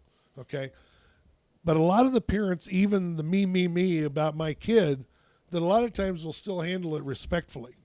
They're misguided maybe, or they've got a false vision of what's going on, or not. I shouldn't say false, but it's just. They're not looking at the bigger picture, but their intentions are still good. So that's why you'll never hear me. There's some coaches say, I don't want to deal with the parents, period. Well, let me ask you a question. I never Coach say Davis, that. here comes a question. This is a layman's question. Uh-oh. Would you take the same coaching style on a travel ball team, say, of your 15, 16-year-olds into college? Oh, sure, to a degree. The same coaching style. I am who I am. No. But what I'm saying is that you don't think that you would maybe tweak your coaching style a little bit? Yeah, there's a difference between tweaking and changing. Oh my goodness. Okay, maybe I used the wrong word, but Jeopardy, you got to play that louder if you're going to put that in there. Gee, Chris. There's a difference. Maybe I used the wrong word. I meant tweaking. Yeah, tweaking it a bit. Of course, I'm going to step it up because there's. When I left, I was coaching a small private school for 5 years, Brethren Christian. I moved over to Newport Harbor. At Brethren, we would have 1 or 2 travel ball players. We'd have some athletes, and we usually would have a couple players that maybe hadn't played. We had to teach them, okay? When I went to Newport Harbor, that was a D1 in the Seaview League, and one of the old coaches I used to play against, I saw him at a tournament, and he says, isn't it nice to just be able to roll the ball out and let them play? Well, even at that D1, you still need to do some teaching. But, yeah, there are different levels of it. If I have a kid, if I want this kid, if I need this kid here to be on the team because I don't have enough bodies and she can't throw 50 feet, I need to teach her how to throw 50 feet. So hopefully, yeah, when you would get to if I were to get to the college level, and I did have a potential opportunity a few years back, I would have to, again, I would adjust my how I run the team to that level. My philosophy, though, is generally going to stay the same. A coach's philosophy usually sticks with them. Again, they may tweak it, they may grow as they get more experience. Well, the reason I asked that question is because now this parent came up and probably realized all of that, everything you just said, and I would just wanted to maybe bring that up to the listeners. Sure. In terms of, hey, next time, think about the coach and what it is that they're trying to do, and how they have to really strategize their coaching, the way they coach. I wanted to say coaching strategy, right? Yeah, but that's what it is, I guess. Jamie, I think he's digging now. Oh yeah, Are we getting bored in there? That was a bit deep. Harvard does a great job for us. Oh, now he wants us to take a break. He gives us that wild music. He wants a break. All right, we'll take a break. Coach Mike here. Alex Alanis here. We'll be back in just a minute when Alex says we're back.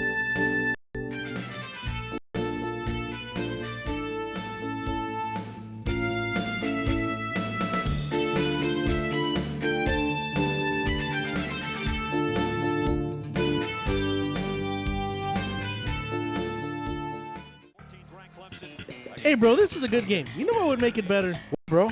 A michelada. A michelada? What's a michelada? A michelada is somewhere in the middle of a Mexican Bloody Mary and a Mexican margarita. Oh, I got you covered, bro. You got a cup in your pocket? No, sir. I got my pocket-sized michelada. Mucho macho michelada. Pocket size? Pocket size, so you can take it with you anywhere you go. Where'd you get that at? At the nearest convenience store, and you can also buy it at muchomachomichelada.com. You know what would make it better? After we get drunk, if they had a line we could call. We can call their drunk line. You can leave a message and then log on to the site and listen to your stupidity afterwards. What's that number? It's 855-MICHE-69. What's that number again? 855-MICHE-69. Awesome. Mucho macho michelada. The experts know that for pastry, Baker's Bodega has it all. Exclusive brands like Westco Bankmart, Satin Ice, and Pastry Pride. One-on-one day seminars for cake decorating and gelatin art. So for our service, wide range of ingredients and supplies, and for the low prices, Baker's Bodega has it all. But you don't need to be an expert. Baker's Bodega, 7869 Paramount Boulevard in Pico Rivera. Come, we're waiting for you.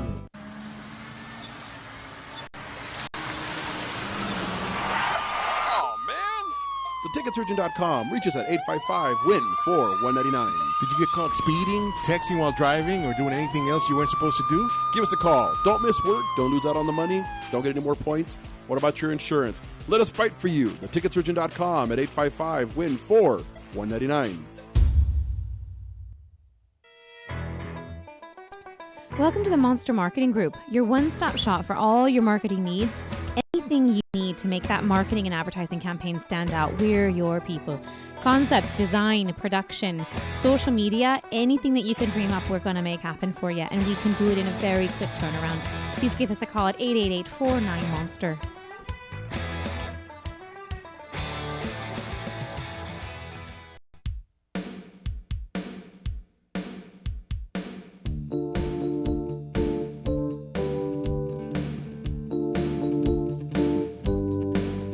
Alex takes this seriously here. He is really taking his notes. Can we get that, zoom in on that there? I don't know if you can do that in the camera, but Alex is really taking his notes. Now. What I'm saying. Someday you're going to have a diary. All I learned from Coach Mike. I like that. Oh, there he goes. I definitely have you up on my top three, Coach Davis, for mentors. Really? Yes. Wow, thank you. I'm honored. We promised to talk more about responsibility, and everything we had today sort of leads to that.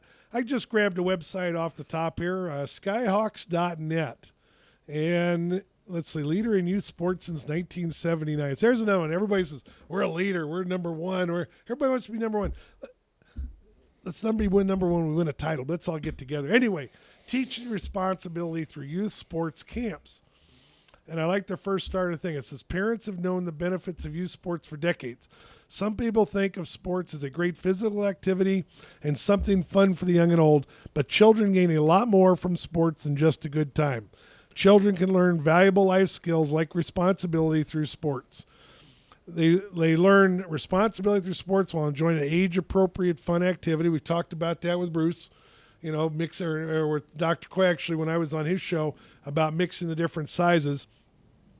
We're talking about time management, especially as they move up to the older levels. They have to juggle their homework and their social life and their sports, and they got to learn. And it's a hard thing for teenagers because sometimes they have to give up some of that social life, and sometimes they choose to give up homework maybe instead of social life. That doesn't go too well. But they got to learn how to balance. One of the things that I actually teach a real estate training class is called the Agent Think Tank. Okay. And I use sports as a metaphor now for life. And I talk about the opponent.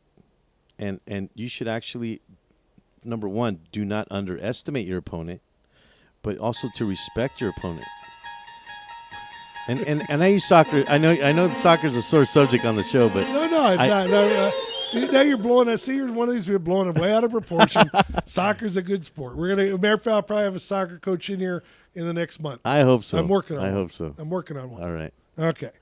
Let's see what they got. Children learn responsibility through sports because sports require equipment to be maintained and remembered when traveling. And how often Do we let the kids have a part in their equipment being proper? Or do the parents do it all the time? Or the coach does it all the time? See? I unfortunately have 3 girls living in my house, and none of them are in sports. Not yet. Not yet. Yeah, not yet. Not I'm yet. trying. They will be. That's another issue. But, you know, a friend of mine, Dennis Denny, and we'll get Dennis on the show one of these days, too. Every now and then I bring Dennis in. And he runs a nonprofit called the Burnaby Center in Downey. And he's actually what the Burnaby was created because several years ago, actually probably, 12 years ago now, I think maybe, the Little Lake School District pulled sports out of its elementary school there.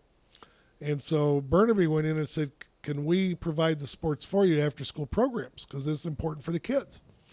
So the school lets them have access to all the fields, all the basketball courts, everything they need. And the principal basically says, you know, as long as I don't have to deal with it, you guys go for it. So now they've merged with a Christian League to a degree, and I think that may be stepping back. I think that's undone a little bit.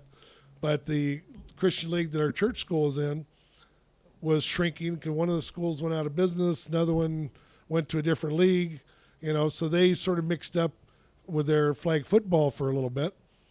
But the neat thing about their program is that most of these kids end up going to Santa Fe High School. A lot of the teenagers come back as referees or coaches in the league. Wow. So they're learning some responsibility. They're learning what it's like to be on the other side of the stick there. They're learning what it's like to be that guy making the decisions in there, you know. And potentially making some bad calls. And they can make a bad call. They're going to, yeah, sometimes we got to wake them up, you know. They're sitting there, hey, you're missing something, you know. Well, those are some of the same individuals that were arguing with the refs, you know, That's when right. they were making those calls. That's right. Or the umpires, I'm saying. So there's so many ways to do it. I'll do that with one of the things, you know, Cindy Bristol was on my show a couple of years ago. She's been on several times. We had her on when we came over to Rant Network. Several years ago, one of the things she told me, she would always remind Mike, what about when we were kids? We didn't need an adult to take us out to the park to play. We went out and played. We made up rules. We went and played. And so I'll sort of do that every now and then with our team. We'll scrimmage, whether it's varsity against JV or we'll mix it up, whatever. And we'll just say, girls, you make your own lineups. Here's your 2 teams. You make your lineups. I'm just going to sit back and watch today. Catcher, you call the balls and strikes, and you guys figure the outs, and they do. You know what? They have a great time. Well, and it's because they know what the truth is. When you have an umpire on the field, you're waiting for the umpire to make the decision, and obviously if they feel it's not what happened or what they believe happened, they're going to argue about it. Not too much. But it happens. Yeah. Well, I'm not just talking about just in. Well, yeah, they're deal. I'm talking about any sport. Right. Yeah. Any sport. And we got, we're getting. I think we've made a little progress because I remember several years ago. I remember one official that was killed. I read a story about an official that was killed after a game.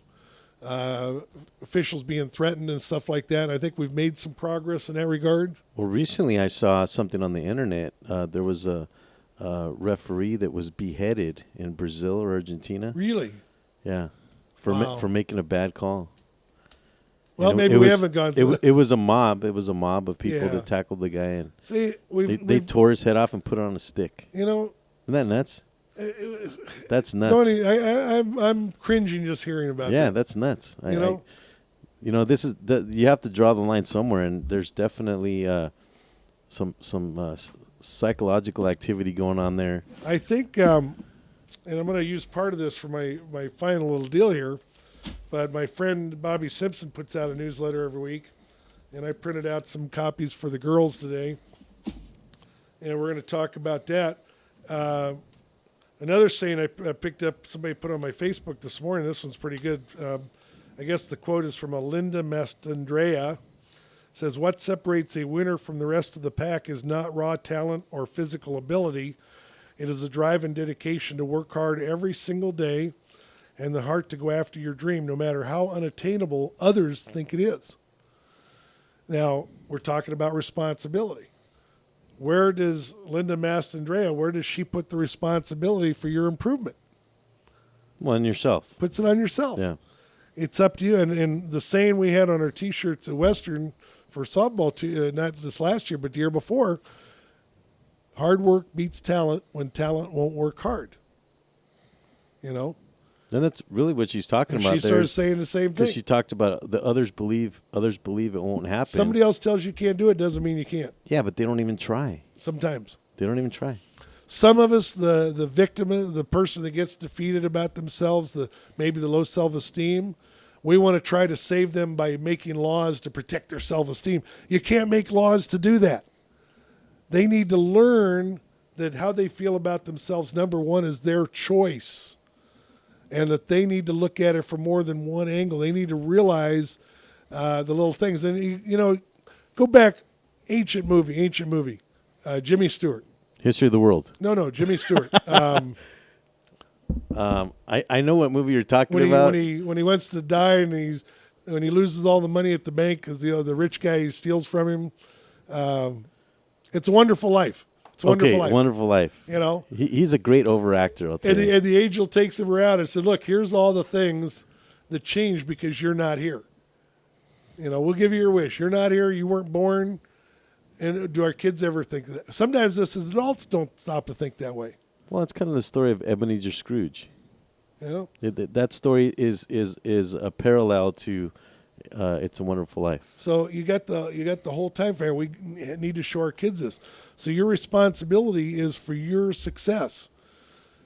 If you as a parent are trying to provide your kid with a success, you've just relieved them of that responsibility to be responsible for their own success. Yeah, and not find cheap or I don't know what the word I'm looking for. Cheap ways of trying to find success. Well, what do they say? Blowing smoke up your dress or whatever they call. You know, the old sayings. They had so many of them. You know, one old crab whites out 10 attaboys. But part of the reason is we've made that old crap so important that, oh boy, somebody said something bad about me. You know. So all the 10 people that said something good about me doesn't matter now. It's you said something bad about me. I must be terrible. How do we get to this place? Well, the way I look at that is you can say anything you want about me bad because if it's not true, I don't care. Okay. That's but you are a Dallas fan. Yeah, but that's true though. That's true, and I don't see that as a bad thing. Oh, you don't see it as a bad thing? No. And let's get something straight. I've been a Dallas fan since 1977. Wow. So I'm indoctrinated. You're indoctrinated. I'm an indoctrinated Dallas fan. But you 77, you don't remember who Bob Brunig was. You know what? I don't. I was 10 years old. Because I wasn't even looking at the football players. You know what I was looking at? The cheerleaders. They were the first team to come out with cheerleaders. You know, so my hat's off to them for bringing the cheerleaders into the whole football arena because it made me a football fan. I was a soccer fan at the time. I was playing soccer at the time. Okay. All right. I became a football fan because of the cheerleaders. More than a soccer fan? No. Oh, okay. I wouldn't say that. I do have to watch soccer on a regular basis. A lot of people think I'm nuts, but hey, I like to watch soccer, especially when my dad's here. Okay. We have a good time watching soccer. Well, that's good. That's a good thing. We're almost a little bit more. You know, I tell you what, Arvin, can we go to the break a second earlier? Because I want to take a little bit longer to read something in this last segment. Can we do that? Is that possible? Simon. Challenging. There he goes. Look at that. Look at that bumper music. He's awesome. Thank you, Arvin. We'll be back in just a minute, Kids in Sports, on the Rant Radio Network. I didn't know we can do that.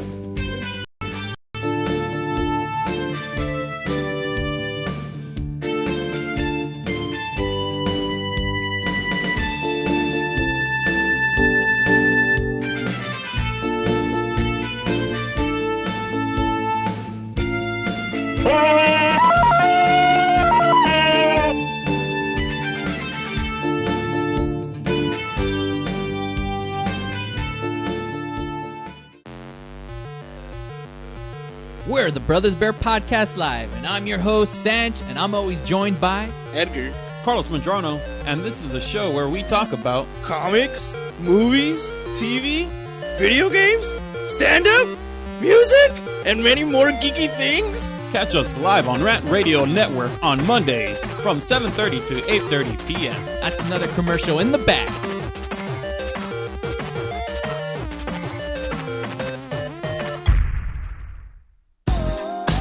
What up, foodie freaks? It's Chef Bev Lazo with the Culinary Trend Show. Join me and my brigade every Thursday night from 8 to 9 p.m. where we will be cooking up some crazy stuff that will give you the appetite for discussion. It's all about the good food, good friends, and good times. Only here on RantRadioNetwork.com.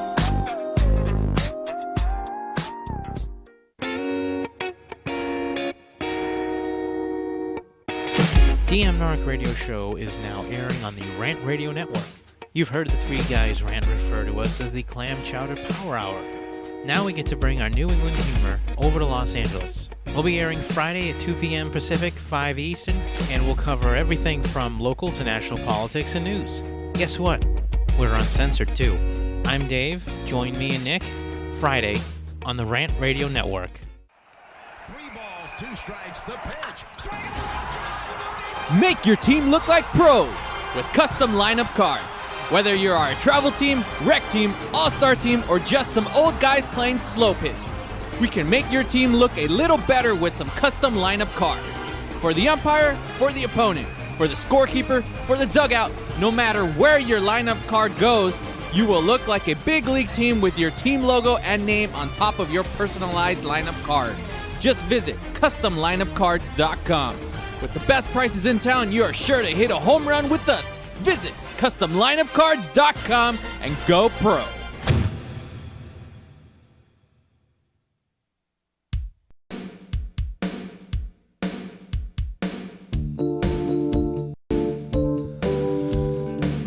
And we're back here All on right. Kids and Sports. You're just doing that so good, Alex. Coach Davis here on the Rant Radio Network. So you'll be able to do better on your own show on Wednesdays. That's what I'm hoping for. All right. I wanted to finish this final segment with a couple of thoughts. And one thing I want to do is read one of the newsletters I subscribe to is by my friend Bobby Simpson of Higher Ground Softball. His motto, helping you get better every day. And his thought for this week I thought was pretty good, and it's going to go to my final thought that I want to bring when it comes to responsibility. Bobby's newsletter today says, Paul Horst sent me Timothy Kennel's blog dedicated to the improvement of K-12 school mathematics. I teach math, and math articles are usually pretty lame, but not this one. Kennel asks, can you identify any pattern of behavior or faulty thinking in which you suffer because of the I can syndrome? He advises to stop the energy drain often caused by the because I can get away with it without being challenged syndrome. Do you clone hitters because you can as the coach? Do you have a poor work ethic yet still get to play all of the time because you can since you have skill? Do you coast at work and not perform effectively because you can since you know the right people? Are you a poor parent because you can and not get challenged due to a child's fear? Maybe it's time to do things because we should instead of because we can. And that last sentence is the most important. Maybe it's time to do things because we should instead of because we can. And I want to use that to lead into my final thought. I'm going to use a word. I want to talk briefly about a word that covers this whole ball game of responsibility of, I think, I guess in reality, all of the errors of youth sports or life in general. And it's a word we don't like to hear anymore, and that's sin. That's a Christian word. It's a church word. We don't want to hear that anymore. And one of the reasons I thought about this greatly when thinking about this show today, and I realized why people don't like the word sin or the concept of sin, is because sin is not biased. Sin is, I think you mentioned the word absolute before. Sin is 100%. It's an absolute. It's an absolute. If I did something wrong, I sinned. I can't blame somebody else for my sin. If I throw that word out, which society sort of has now, we don't hear it very often. We throw that word out, now it leaves me open to, well, I didn't do as well as I did today on the show because, Alex, you kept interrupting me. And I'm just saying that kidding. Now I can blame you, even though maybe I didn't do as good because I wasn't prepared on a given day. That was my fault. That was my sin. When I get down to the sin, if I bring that word back in, then I can't blame you for interrupting me. I'm the one that wasn't prepared. Maybe you interrupted me because I wasn't prepared. Maybe I didn't do as well on the field because I didn't practice hard this week. Maybe I didn't coach as well today because I didn't take time to plan my practice. Or maybe because I was saying the responsibility comes back on me as a coach, as a parent, as a person. So we don't like that word, but how many, if we look at that word, how often does that word go back to the root of the problems we have? So somebody takes money from a little league. That's a sin. That's a sin. Yeah. They're definitely it's definitely a very defining word. It's a very defining word. And you have to be careful when you use it, because you said, is it a sin for me to, have a bad day? I would say no. You mentioned about maybe interrupting at times or what have you. Is that a sin? I don't know if that you would call that a sin. It'd be a minor. It'd be on. We use like the big. Let's call them little white sins. Little white right? sins or whatever. There's an example. We kind of use the little white lie. It's still a lie. Yeah. And when we get out there, when we get on the coach because we're not happy with our kids' playing time, if we're thinking about me, that's a sin. It might be a minor, there's always relatives of values. But, whether it's a big sin or a little sin, it's still on me. I can't blame you. I can't blame the coach. I can't blame another parent or whatever. If we look at ourselves and get back to doing the best we can every day. And I tell my players, you're responsible for two things, attitude and your effort. And if you do that, you don't have time for gossip. You don't have time to blame somebody else for your shortcomings. You're going to be successful. You're not going to have as much of a problem on your teams because multiple sins might make a matter worse. If a coach is favoring some players, is that a sin? Well, no, we wouldn't want to use that word. But it is. Anytime we're selfish, it's a sin. It depends. It is. I mean, really we depends. go back to the root. We go back to really what it is. So you may not like to hear that. I hope you listen to my whole message here on that today and think about that. Maybe we need to bring that word back into our lives a little bit, because what it does, it's going to help you solve more problems, because if you bring that word in and use that word and you don't say today, well, I didn't do so well. No, I sinned because I didn't go to bed early enough last night, so I'm too tired today. Well, that's what I'm talking about. I don't know if that's a sin. It's just it was a choice. Let's put this. If I had a responsibility to be, we don't think of it in our youth athletics. We think of it in the pros. If an A-Rod or a Derek Jeter goes 0 for 4 at the plate, and we found somebody in the newspaper found out they were out partying until 3 in the morning, that's going to hit the news, isn't it? Performance-enhancing drugs. Or using a drug or whatever, yeah. Right? That hits the news. Okay, well, that's a sin. You're breaking the rules, You're breaking the rules. Yeah. If you're breaking the rules, that's a sin. Quit saying, I broke the rule. Don't quit trying to blame everybody else. Well, what word is being used right now, Coach Davis, for that? We don't. That's part of the problem. We don't want to admit we make mistakes. It's like being eluded. It's not being addressed. Because it hurts us. It's not being addressed. It hurts our self-esteem. And our responsibility, our personal responsibility. That's right. And we know it's the person that may not want to use that word, but we know it's there. We know when we fail, and maybe that creates a bigger stress. And how many times do our kids point that out to us?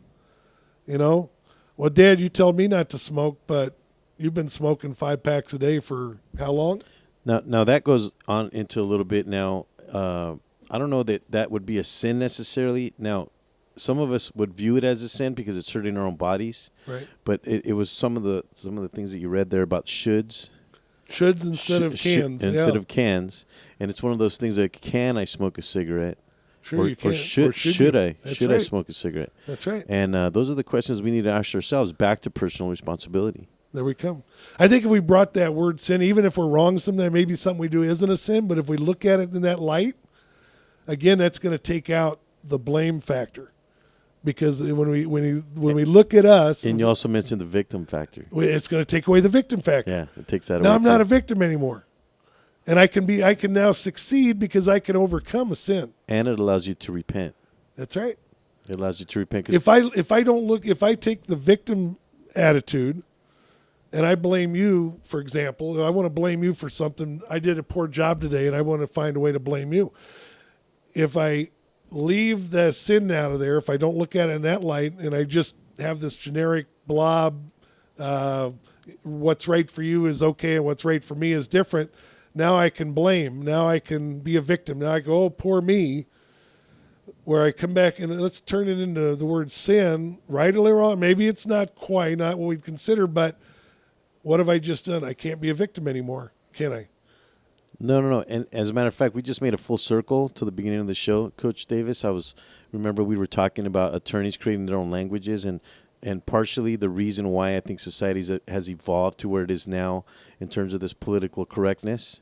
We've made a full circle now because what you're talking about is if we were to use the word sin in the court of law. Oh man.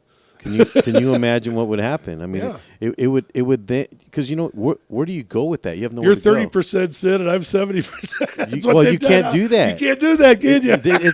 It's an absolute, and that's a good point, isn't it? I mean, that's if while you sin, sir, where do you go with that? I'm sorry. I mean, maybe we can start a new movement. Maybe that would be a new movement. To get people. It's not a new movement. I think it's an old movement. You back around. Yeah, you mentioned it already. It's just being eluded. It's being ignored. Right. And I agree with you, Coach Mike. Thank you. We didn't talk about this before the show, but I'm glad that you brought it up. It just dawned on me when I was thinking about that, and I look if we've said before, look at ourselves first before you look at somebody else. That has a limited value. Okay, I looked at myself. I still think it's your fault, Yeah. But we come out and like you mentioned, lawyer, they like to say assign a certain percentage of blame. Or insurance companies. Right. Maybe I can't get 100% of the billion out of you, but I get 40% out of you. No. If we screwed up, we screwed up. Now, by doing that, it frees me up to overcome the screw up. It overcomes that because now, and maybe some of our kids, their self-esteem, maybe one of the reasons their self-esteem is where it's at because they never get the absolute. And they know that there's something wrong, even though mom or dad didn't blame them for it. It's somebody else's fault that you're not doing good in school. It's somebody else's fault. It's somebody else. They're the kids saying, wait a minute. On the gray area. They're going elsewhere instead of saying, you know what? You can do better. Here's where you're at now. What can we do to get better? Get the focus, higher ground, helping you get better every day. I like his stuff. I like Bobby's stuff. We'll get Bobby. He's in school now. He's a teacher back in Georgia. Oh, wow. But every now and then I get him on the show, and he is such a neat guy to talk to because he brings ways of thinking out, but it comes right back there. What are we responsible for? Yeah, well, these are discussions that we don't normally have.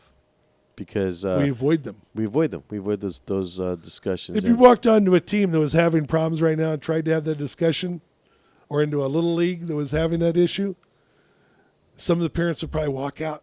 I'm not going to listen to this. Yeah. And the ones that walked out many times are probably the ones that need to hear it the most. They're the ones that need to look in the mirror. Look in the mirror. Yeah.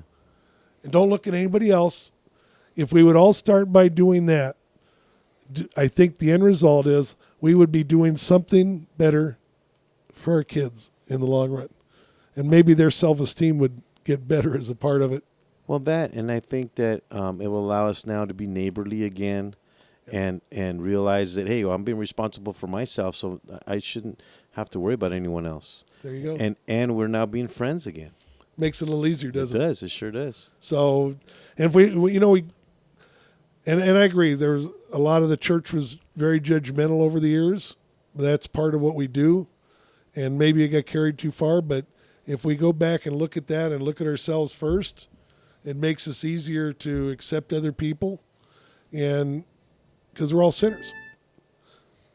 And if we look at that and apply that to more of our life, even our youth sports, maybe that would get a little better. Thank you for listening to Kids in Sports today. My co-host Alex Alanese and myself. If you'd like to sponsor this show, give me a call. Give me an email, coachmike@kidsinsports.com. We'll definitely get you hooked up. We're going to help promote your business here, just like those that you heard on earlier. Tune in next week, next Tuesday. My guest will be Dr. Gerald Coy, and we'll talk about keeping your kids healthy in youth sports. Have a great week.